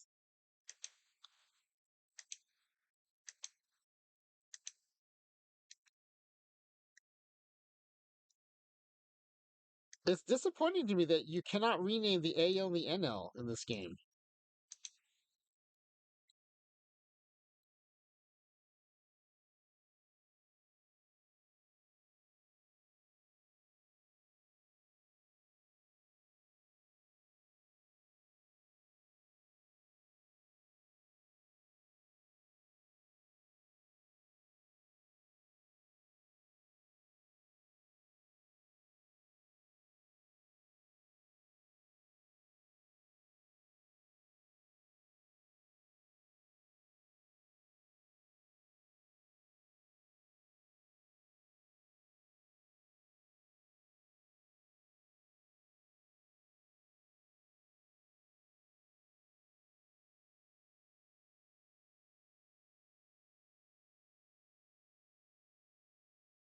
All right.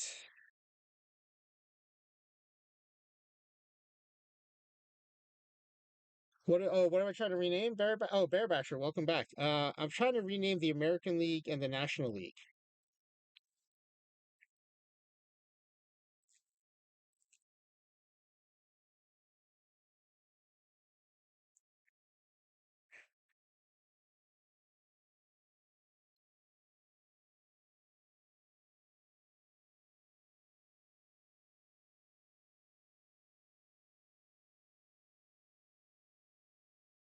Okay, we're almost done. Yeah, when I went into oh, people say you try to turn fatigue from position players off. Can, can you not turn off fatigue? Yeah, here, Bear Basher, I'll show you where I went, and then you show me where I need to go. Here's where I went. I went to league settings, league structure, and I I can rename the divisions, but not the sub leagues.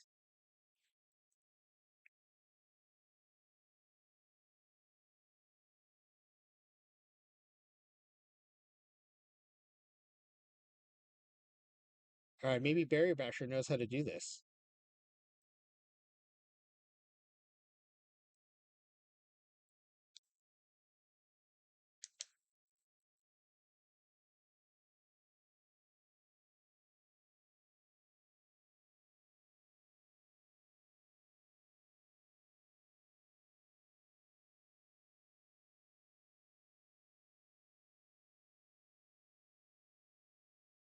Is there something here? We want to shuffle teams. Yeah, I thought there was a way too. Yeah, let me know. I would appreciate it if you let me know if you find anything.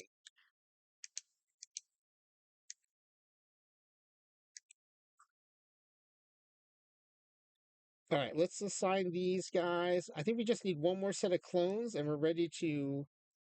Uh, guys, don't let me start a sim without saving this as a quick save, please.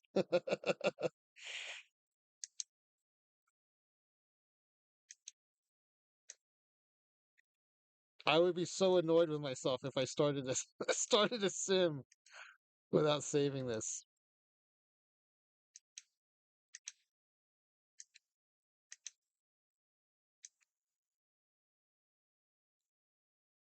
Yeah, that's what I thought it was too, Barry Basher.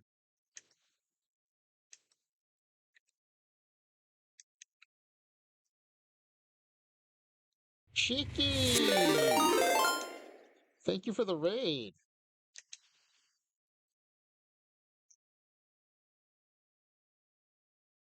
Thanks, man. Are you heading out, Cheeky?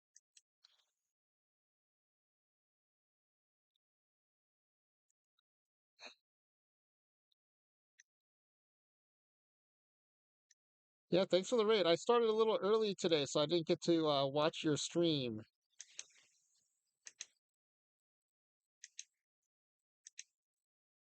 I hope it went well. League settings and just leagues and teams. Okay, let's jump over there real quick. Thanks, Barry Basher. Game settings, league settings. Oh, so not league structure. I don't know. Where's leagues and teams?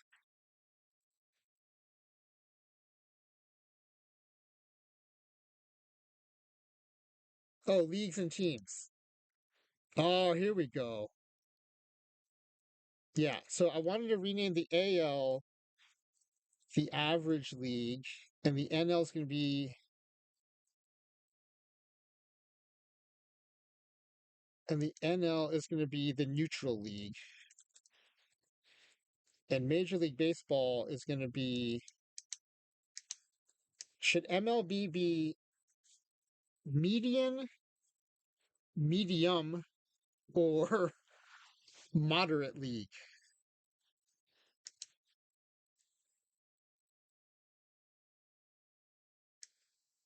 Yeah, no, very much. This is exactly what I wanted. Thank you. Oh, the gray bar. Yeah, no, I'm in it, right? I think I'm in leagues and teams. I'm changing the league name right now.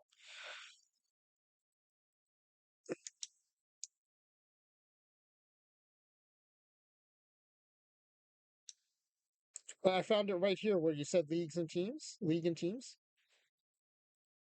Mean. Except mean has a different meaning too. So I think maybe I'll go with median.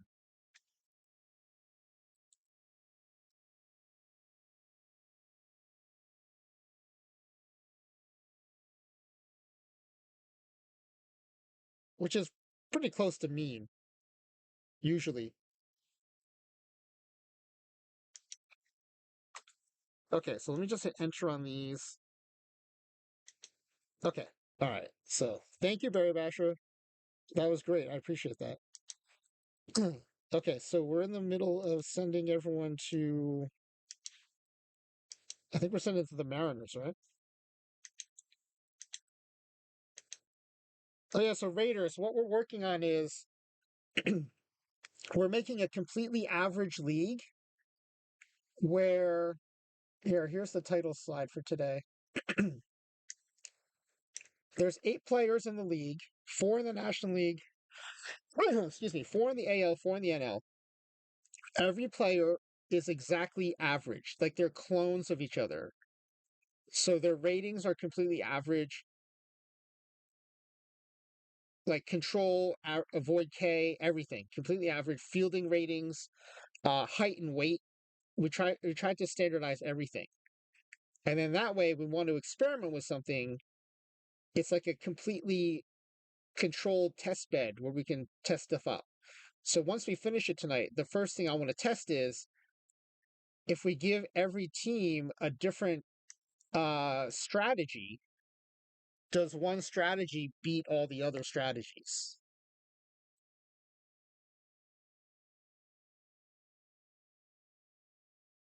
So that'll be our first test of this completely neutral league. Oh, okay, Barry Rich. Yeah, thank you. Yeah, no, yeah, I found it. I'm sure your way would have been faster, but I once you pointed me in the right direction, I stumbled upon it.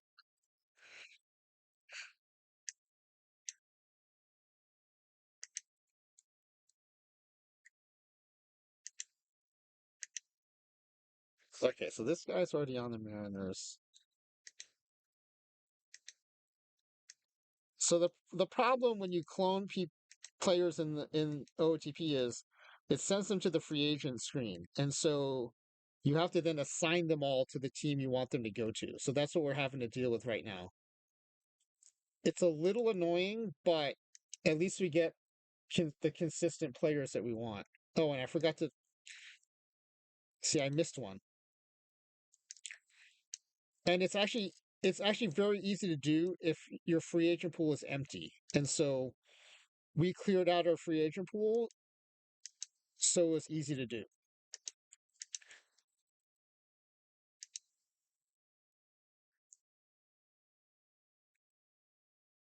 So yeah, the intent with this league is we can now test all kinds of different stuff um, to see like what impact an individual change has relative to all the other teams. So I've been referring to this as it's like the white lab rat of leagues.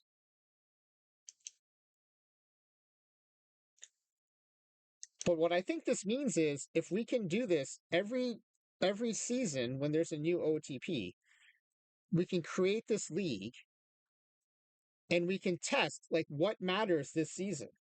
Right? In OTP 24, PBABIP was the big deal. And so I think we would have discovered that faster if we had had a test bed like this.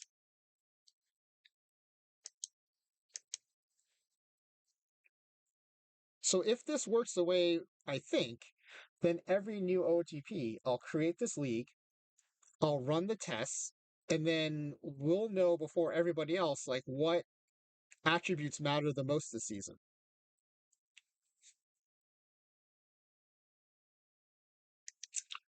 I mean, when I say we'll know for everyone else, I mean I'm going to stream it, so everyone will know it eventually.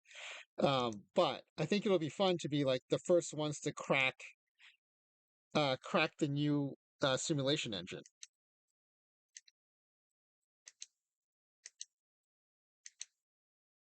Right, the way like Charles and Isadafo figured out using modeling, we can figure it out using this experimentation.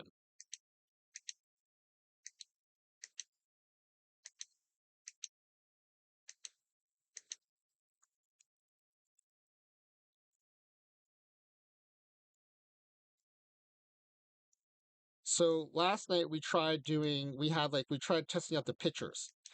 So we had one team was like team control. And so all the pitchers were completely average except they had maximum control. And then we had team movement. All the pitchers are completely averaging, so they had maximum movement. But the problem was the results were getting screwed up a little bit because I had left some things like not standardized. So today we've been standardizing everything. Hit by pitch ratings, what country they're from, what city they're from, height and weight. Want to leave nothing left unstandardized.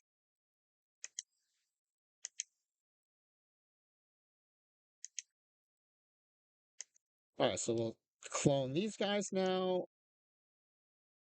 and now they're in the free agent pool. I think this is the last team to do.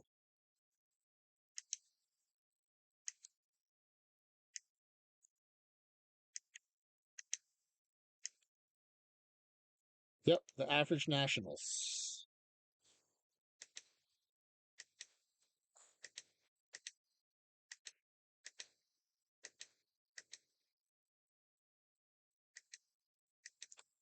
Right, like this season, I think people realized, and I was actually slower to realize it than most, I think, that the pitcher profile had moved away from being dominant to control and home run suppression being dominant.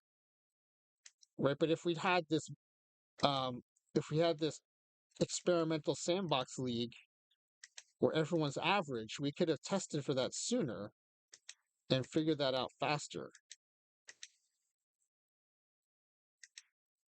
Now, the one caveat is the base game engine is separate from the perfect team engine, but we have been told by the developers that they are similar.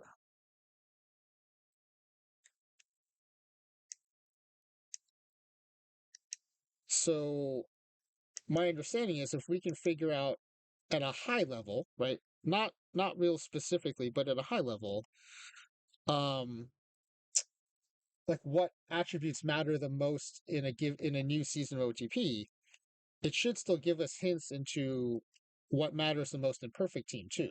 So it's not just about the base game. It should help understand perfect team as well. Okay, so we have all the players now.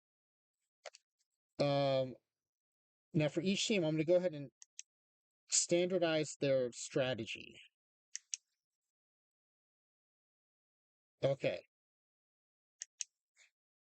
I think what makes the most sense. I want them all to be the same, so not unorthodox. I'm thinking it's either traditional or sabermetric. What does traditional look like?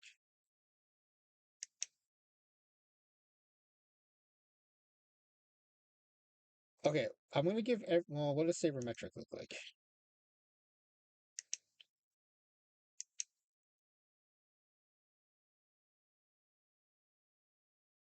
Lots of shifts. Oh, not much pitching around or intentional walking. Interesting. Lots of left-right matchups. What's balanced?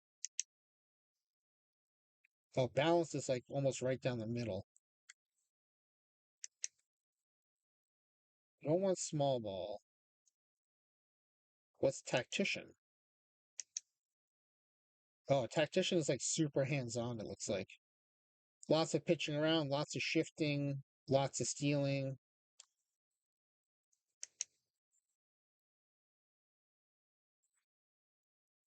All right, let's go with.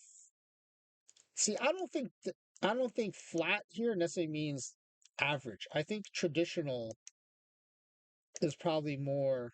Well, actually, traditional is pretty flat too. So yeah, but I think not using shifts a little outdated. So is it moderate sabermetric? Aggressive base running, semi-conservative stealing, lots of shifts.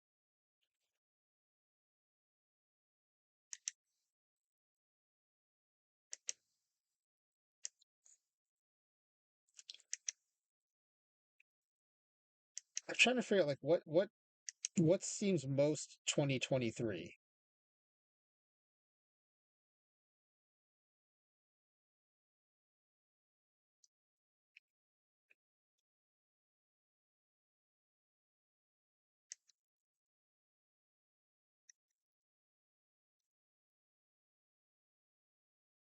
All right, I'm going to go with moderate sabermetric.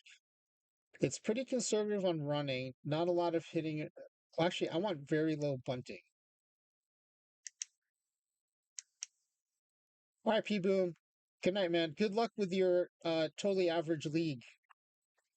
You're doing a full league, right? I'm doing 8 teams for experiments. You're doing a full league. Good luck with that.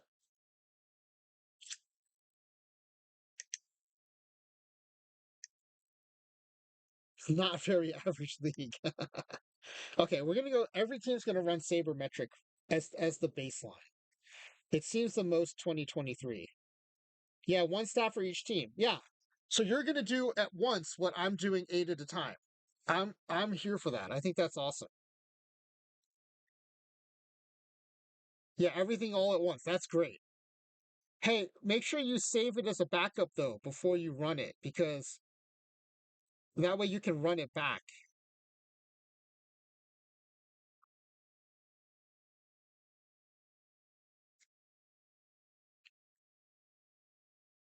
Um, yeah, so we're gonna change every team to the sabermetric strategy.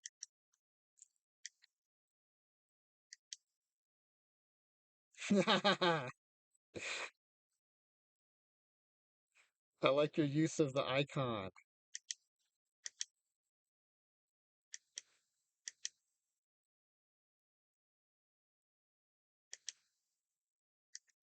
Okay, I can't think of once the strategies are all standardized too. I don't think there's much left to do, but save it as a new quick save.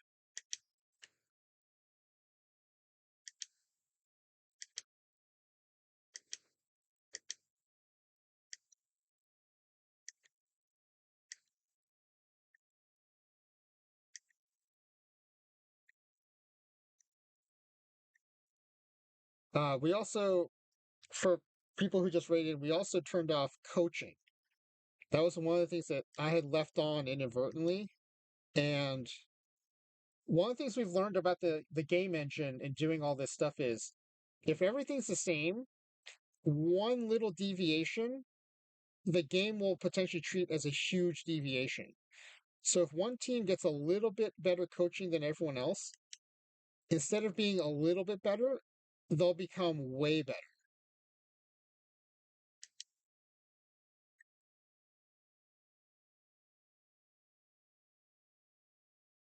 And so there was some suspicion that some of the weird results we got last night were the result of coaching because we hadn't turned it off and we hadn't standardized the coaching staffs.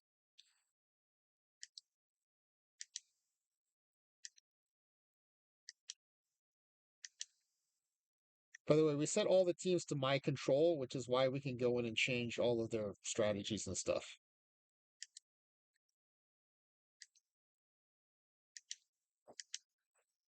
Let me just make sure everyone's the same. I also noticed it changes the defensive substitutions too, and they're all the same as well.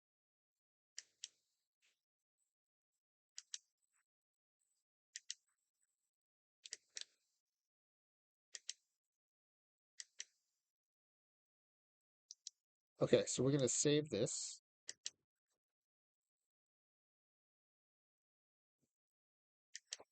and we're going to create a new quick start.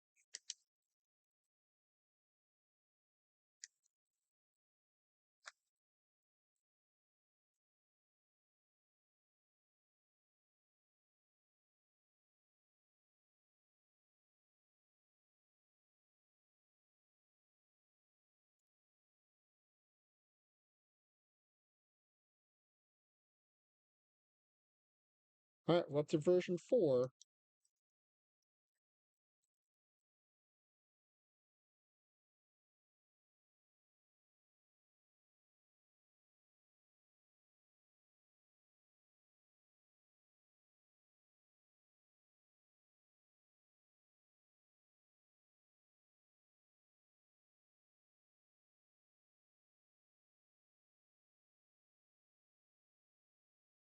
And stadium factors. We'd standardized the stadium factors previously.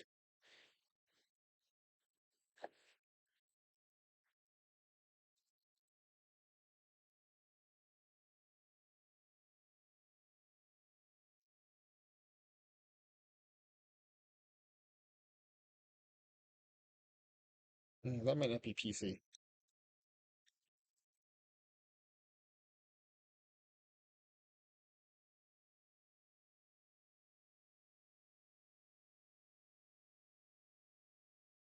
Okay, so we're going to save that. The other thing is, as we do this first experiment in it, we will learn what we didn't standardize.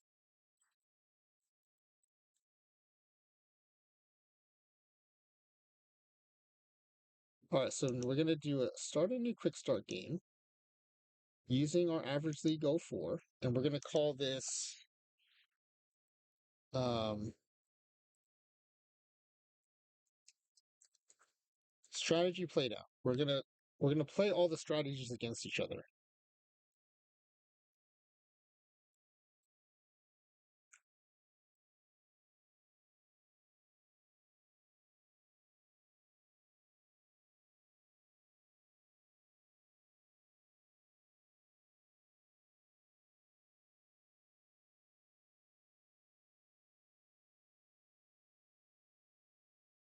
Okay. Um, it's not really gonna matter who we take over, but we're gonna take over the Mets. Commissioner mode cannot be fired.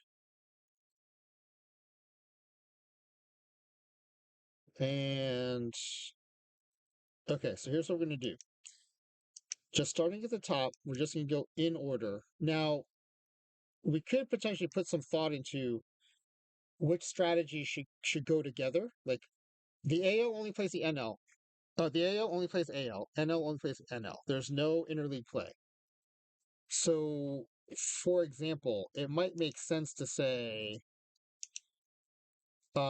small ball and moderate small ball should be separate so they don't knock each other out. Maybe we'll do that. So, we'll do that. So, the AL will take strategies 1, 3, 5, and 7. And the NL will get 2, 4, 6, and 8. So that small ball and moderate small ball are separated. Sabermetric and moderate sabermetric are separated. And so what we might find is moderate sabermetric and sabermetric might both rise to the top if sabermetric is really strong. And then we'll see in the World Series which one wins, moderate or standard sabermetric. Now this is still a small sample size, so we may have to run this a bunch of times to really declare a winner, unless we see like one strategy really runs away with it. Okay, so Atlanta's going to be traditional, and we'll rename them.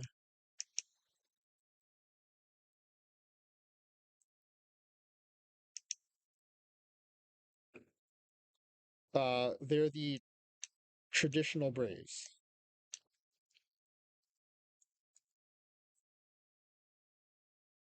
Now here it says you have to hit enter after editing. So let's remember to hit enter. All right, so it's the Atlanta Traditional Braves. All right, now we're Los Angeles. Oh, wait. These are in alphabetical order, not in sub-league order. So after Atlanta, we have to go to New York. And New York will get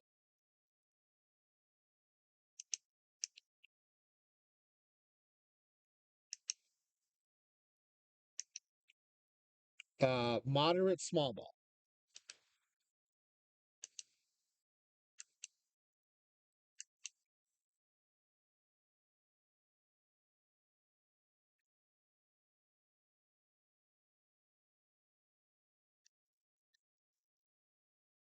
And so we'll rename them the moderate small ball Mets. And we'll hit enter. Okay, then the next National League team is the Phillies. And the Phillies will be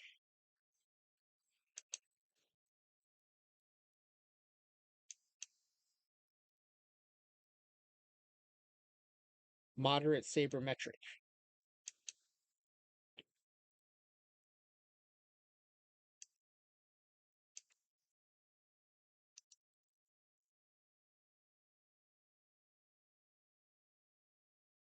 Moderate sabermetric fillies.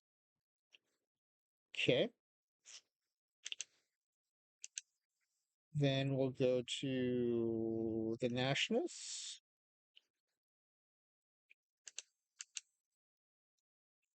And they are going to be the moderate tactician Nationals.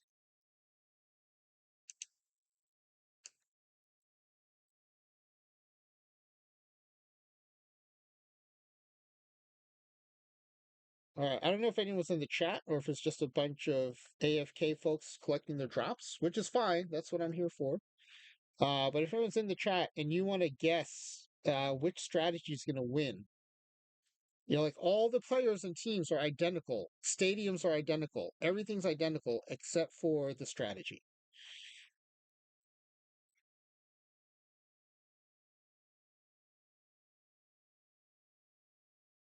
I am going to go with sabermetric. I'm a Bill James fan. I believe in it. I'm going to go sabermetric. Okay, so now this is AL, so we're going to do the even strategies. So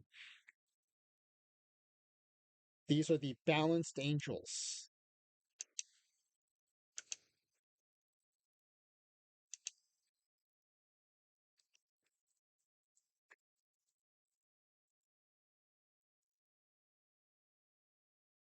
Okay, the next AL team is the Athletics, and they will be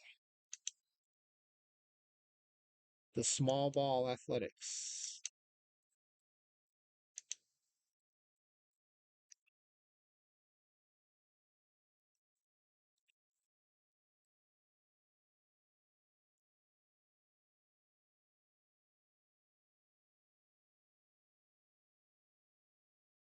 Okay, small ball Athletics.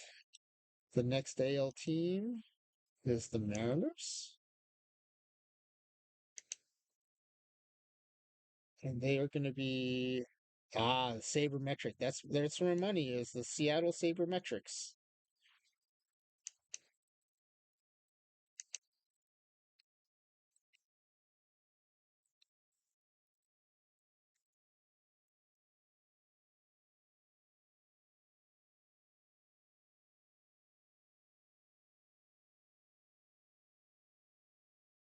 Okay. And the last AL team is the Rangers. The Rangers will be the Tactician Rangers.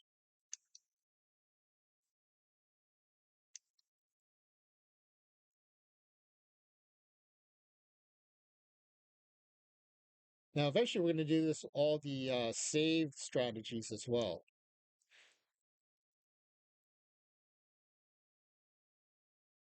Right. So, not just the main presets, but if we go to import strategy from file, we can put like Al Lopez against Billy Martin against Billy Southworth, right? And so we can do like a big tournament and see which strategy, which manager strategy um, carries the day. Okay, so this is ready to save.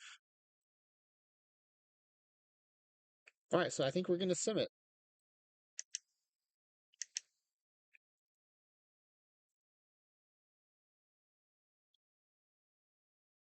And I'm going to change. I'm betting on the Mariners, so I'm going to change my current team to the Mariners.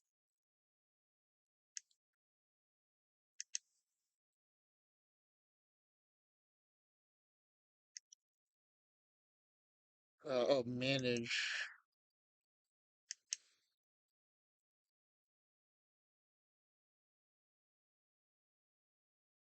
I did save as a quick start. Yes, very Basher. Before I did all this, I did save as a quick start. That's the first thing I did. I managed to remember that for my. Boy, I would be kicking myself if I hadn't.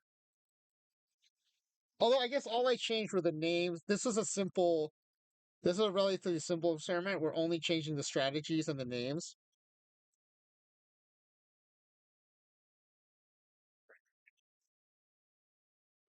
But yeah, Barry Basher, thank you for catching that and reminding me. Okay, you know what I'm going to do? I'm going to push. I'm going to push some commercials so I can get some more water, take a quick bio break, and so we don't get interrupted during the sim. So let me roll a commercial, and then we'll come back and run the sim. In the meantime, feel free to guess in the chat which strategy you think is going to win. I'm putting my money on sabermetric.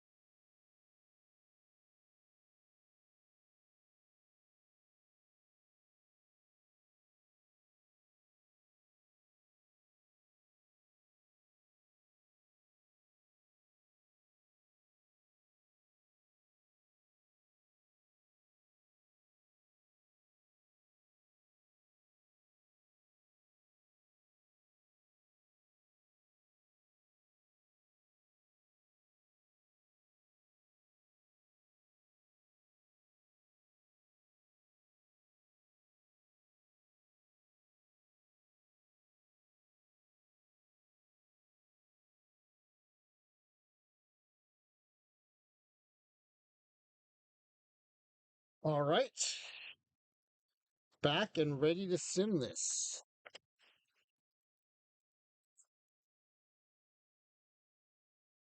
Let's go to the standings page. I'll say guess Bear Bash. You got to guess. I'm going sabermetric.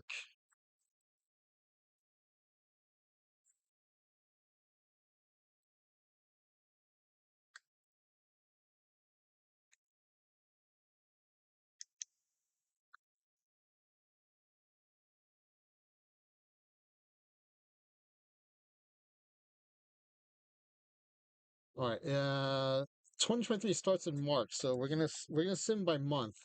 So this will just give us one or two games.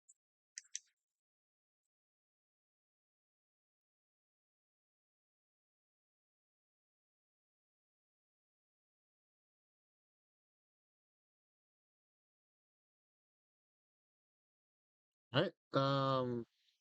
Completely even in the AL and in the NL. Sabermetric and small ball are out to 2-0 starts. All right. This next month should tell us a lot more. Barry Basher's going small ball.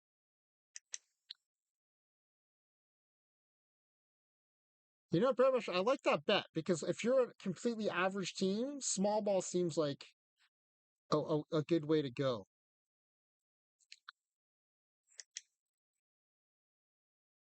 Ooh, moderate sabermetric got to a 19-11 lead in the NL, and the AL Sabermetric is out to a 17-13 lead. So I just used that as an example when I was setting up the Barry, I don't know, Barry Bash, I don't know if you're here for this when I set it up, but um, in that list of strategies, there's like moderate small ball, and moderate tactician and tactician. And I wanted to separate those. So all the moderate ones are in the NL and all the regular full ones are in the AL. So it's interesting that the sabermetrics are rising to the top. All right, that's 1 month though. Let's see what the next month brings.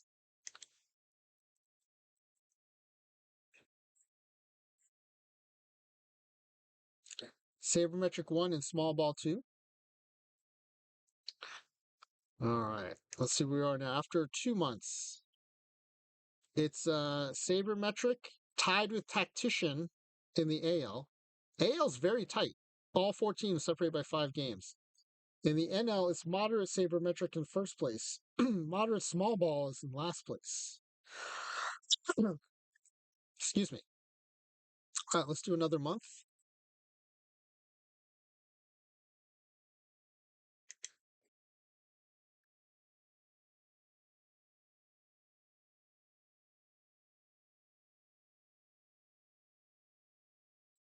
Sabermetric really tailed off there. Sabermetric's now in third. It's small ball in the AL and moderate sabermetric in the NL.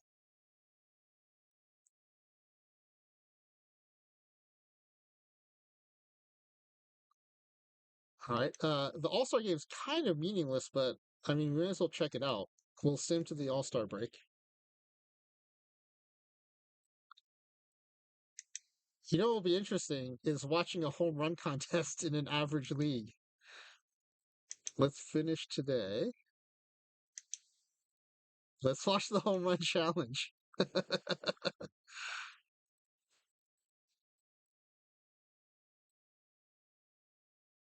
I was hoping if I did a mouse hover, I could see their stats. This is the Mets average outfielder 4.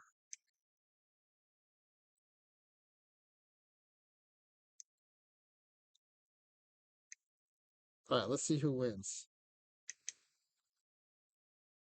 Oh, it doesn't even tell us what team they're. Okay, this is average infielders. This is Oakland, Seattle, Oakland, and Texas. All right.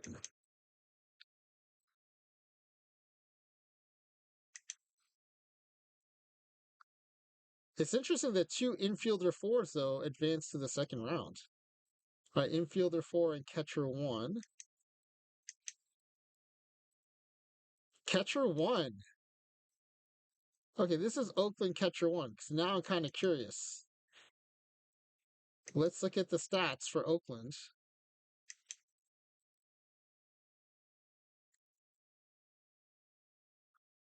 Their home run leader is catcher 1. Oh, wow, they have 3 people who hit 14 home runs.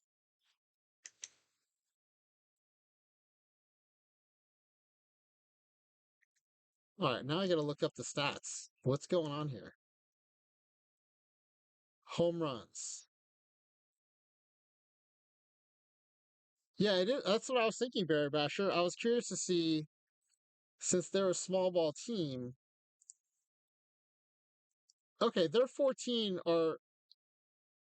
I was surprised they had 3 players hitting 14, but the league leader is hitting 22. So now what's up with this outfielder 4? Okay, he's still 2.5 stars.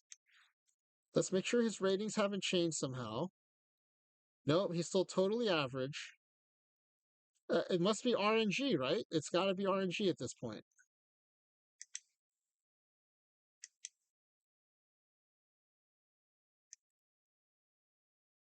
All right, let's. I mean, we might as well go to the All Star game and see what happens. All right, an All Star game of totally average players. Oh no, I don't want to sim the game. Sorry. Let's go to scores and let's quick play it.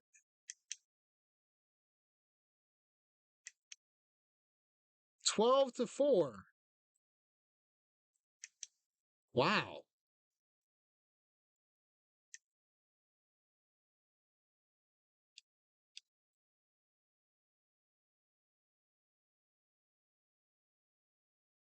Oh, two pitchers got crushed.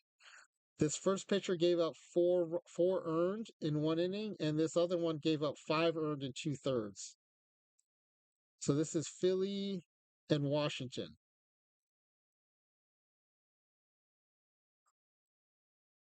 Wait a second. Why is this a 4-star pitcher and a 4.5-star pitcher? They should all be 2-star pitchers.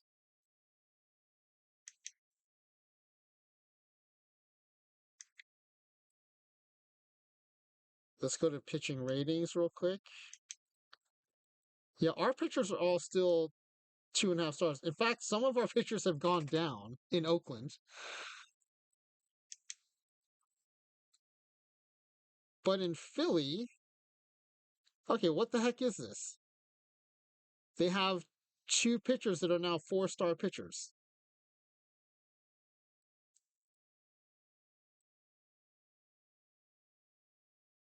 But their ratings are still exactly the same.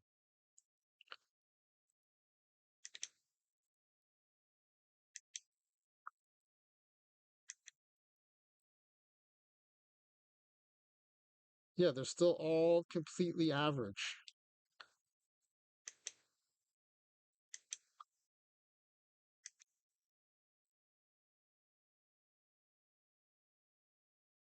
So even if they have better stats because of RNG, I don't know why it would change their their star rating because that should still be based on their ratings. Maybe we still haven't standardized something. All right, let's send the rest of the season see what happens.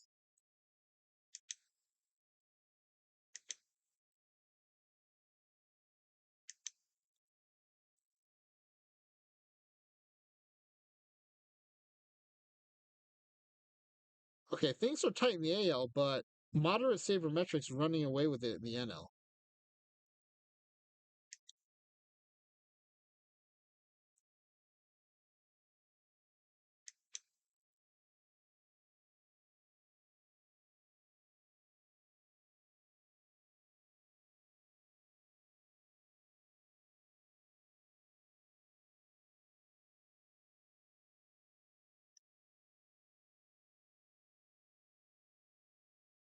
All right, we have one more month to go. It's sabermetric in the AL and moderate sabermetric in the NL.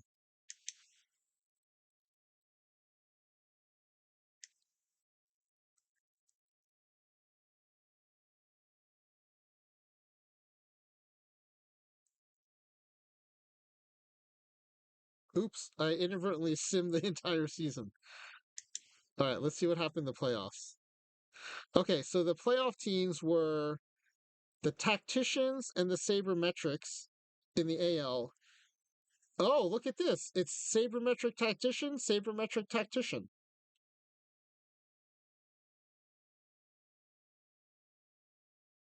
That is interesting. That's worth a screenshot, I think. Huh. Now, what I'm curious to see is are their stats very different? Are their team stats very different?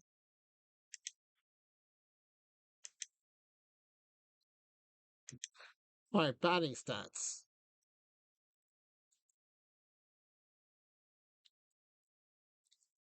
All right. So Texas and Seattle are the tacticians and the sabermetrics.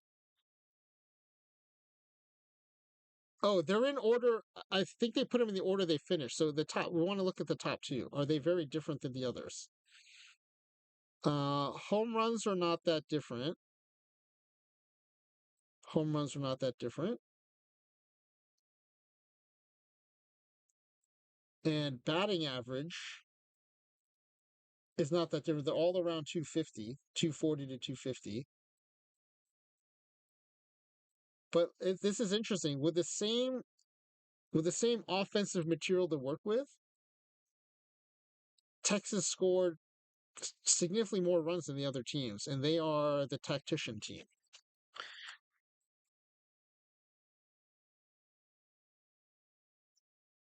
Okay, let's see if there's a difference in pitching stats. In particular, like whip. Oh, they don't have whip on here?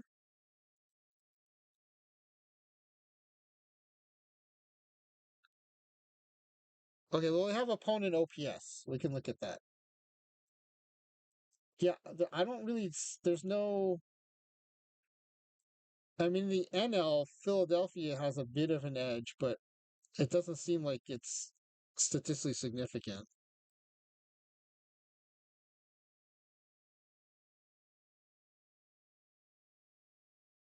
The only real difference I see is on the offensive side, maybe they're just a little more efficient at generating runs. But that's only for the number one teams. The number two teams don't have that same pattern.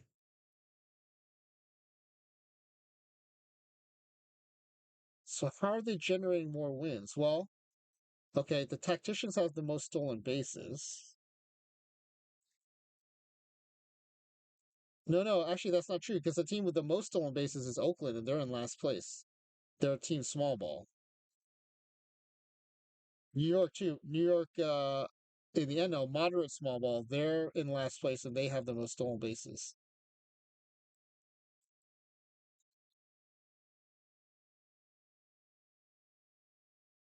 Huh.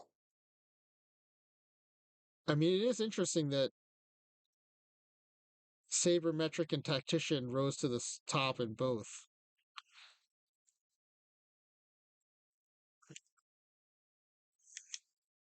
All right, let's look at the playoffs and see what happened. I inadvertently simmed all the way through them.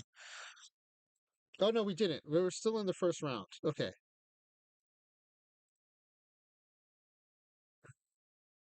All right, so the tacticians.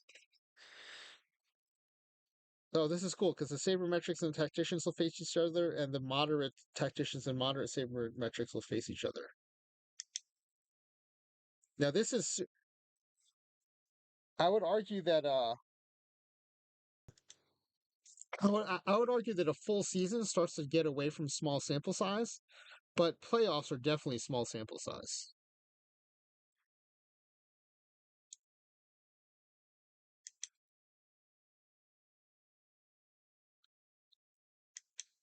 Okay, interesting. Sabermetrics won in the AL and moderate tacticians won in the NL.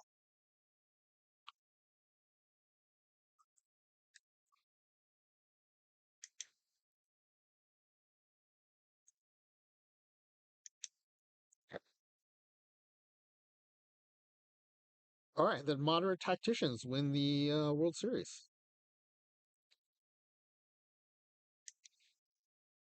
They had a game score of 947. I mean, no team was going to run away with it and get a super high game score because no one had more to work with than anyone else. Um, I will say no one really ran away with it. And actually, if you watch the standings during the season, everyone was bouncing up and down. And so, even though the moderate tacticians won the World Series, I think the only conclusion you can reach is sabermetrics and tacticians do seem to have an advantage over the other strategies. Moderate or not, I think is up in the air still. So, another experiment we could do next time is we can have we can cut out traditional balanced and the small balls and figure out what's the best way to do two of each moderate sabermetric, moderate tactician, right?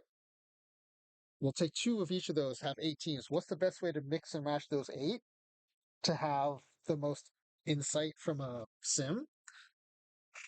But I do like that consistently across the two leagues, sabermetrics and tacticians rose to the top. That's that's noteworthy. Okay, so I'm going to call this sim a success, and we now have, I think, a standardized white lab rat of a league that we can do these experiments in. Let's make sure there weren't any weird quirks in the stats actually before we wrap it up. In particular, I'm looking for like one team having a bunch of league leaders in something. If it can be explained by their strategy, that's one thing. But if it can't, then I would worry that there's something else at play. Now, this is cool. For an average league, the home run leaders 26, 26, 25, 25. Like even the home run leaders feel average, which is great. Batting average, the league leader was 283. That's definitely within the range of random number generator artifacts. So I'm fine with that. We did have the top two RBI leaders from Texas, but Texas was also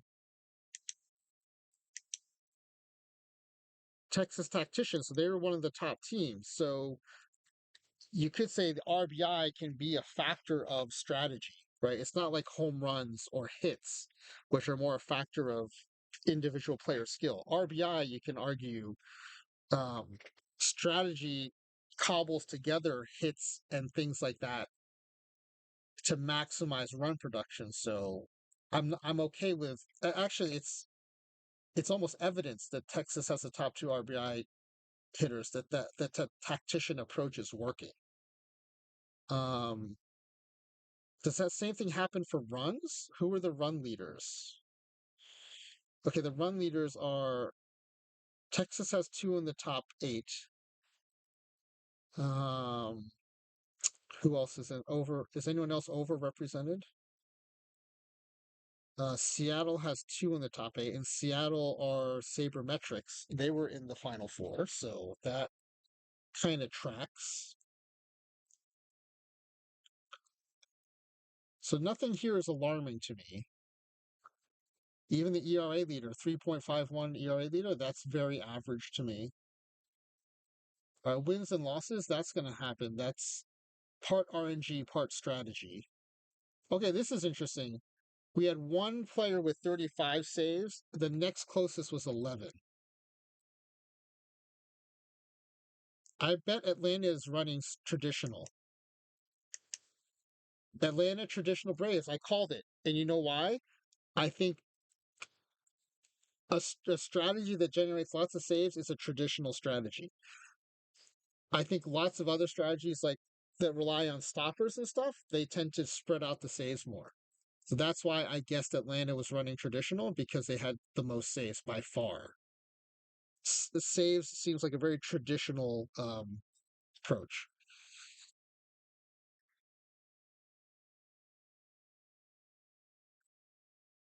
It is interesting though that the strikeouts are kind of high. I don't think of 200 and over 200 strikeouts being average. Like 200 strikeouts for pitchers is not the equivalent of 25 home runs for a batter. So for some reason, yeah, these strikeout per nine numbers also seem a little high. So this might be an artifact of um, modifiers. Yeah, I mean it's not super high, but it is over one. So um, strikeouts are being boosted in this environment.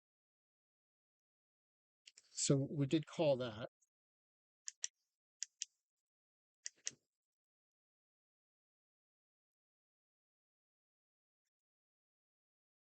Oh yeah, if anyone in chat is not AFK or a bot, I would appreciate it if you would consider completing this survey. Is trying to get a sense of what people would guess would happen in a simulation of all Babe Ruths. It's just two questions long. So if you could, take the survey, share the link. It's a shareable link. Share it with other people who like baseball. It'd be great to get some data about this. And it's asking what do you think would happen in this league full of Babe Ruths? And then on Friday at 3:30 3:30 Pacific, 6:30 Eastern, this coming Friday afternoon, I will be showing you the results of what actually happened in OOTP and then explain kind of what's happening in the game engine. Um, and then we'll show you a bunch of stuff we've done experimenting with the game engine to better understand and adjust for what's happening when a bunch of Babe Ruths play against each other. I don't want to say too much because I want to influence your answers, but yeah, if you could share and answer that survey, I would appreciate it. It's very short, 2 questions long. All right, so I think we're about done with this. I'm going to save this. Oh, yeah, anything else in the pitching stats worth looking at? I don't think so.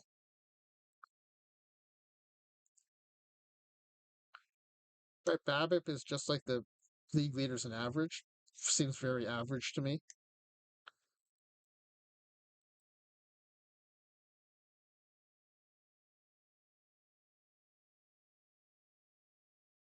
Yeah, all the league leaders, other than saves, they're all very like clustered around the same numbers, which makes sense because the players are identical. So other than some variance contributed by random number generation and some variance contributed by different strategies, everyone's performing very similarly. As an example, let's look at Oakland's pitching staff. Pitching stats. Yeah, well, there's one whip jumps out, I guess this one, 1.07. Most of the rest are between 1.3 and 1.5. But, that could potentially be RNG as well.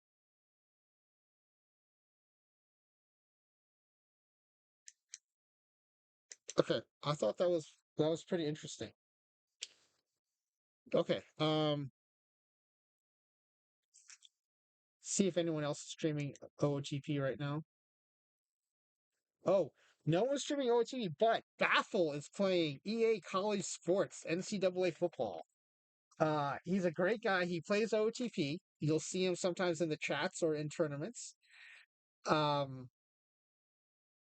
and his stream is a lot of fun. So I am excited to raid us into Baffle. Thank you all for being here. Cheeky, again, thank you for the raid. I really appreciate it. I hope those of you who are lurking and watching enjoyed what you saw. Hopefully found it interesting. And if you do want to do experiments in a neutral league like this, let me know. I can see what I can do about sharing the quick start that I've created based on it. I'm all for other people trying to do this stuff on their own because you'll come up with ideas that I probably would never have thought of. Let me jump in on Baffle real quick, just to make sure he's going to be around for a while. Hang on a second. Give me a minute here.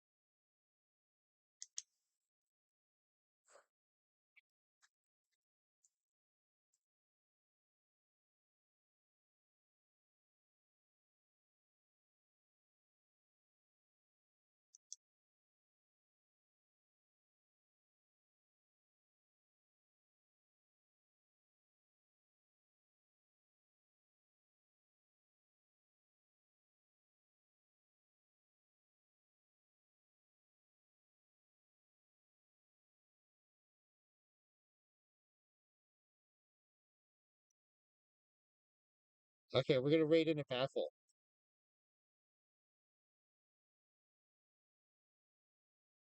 All right, let's have a good time with Baffle after this raid.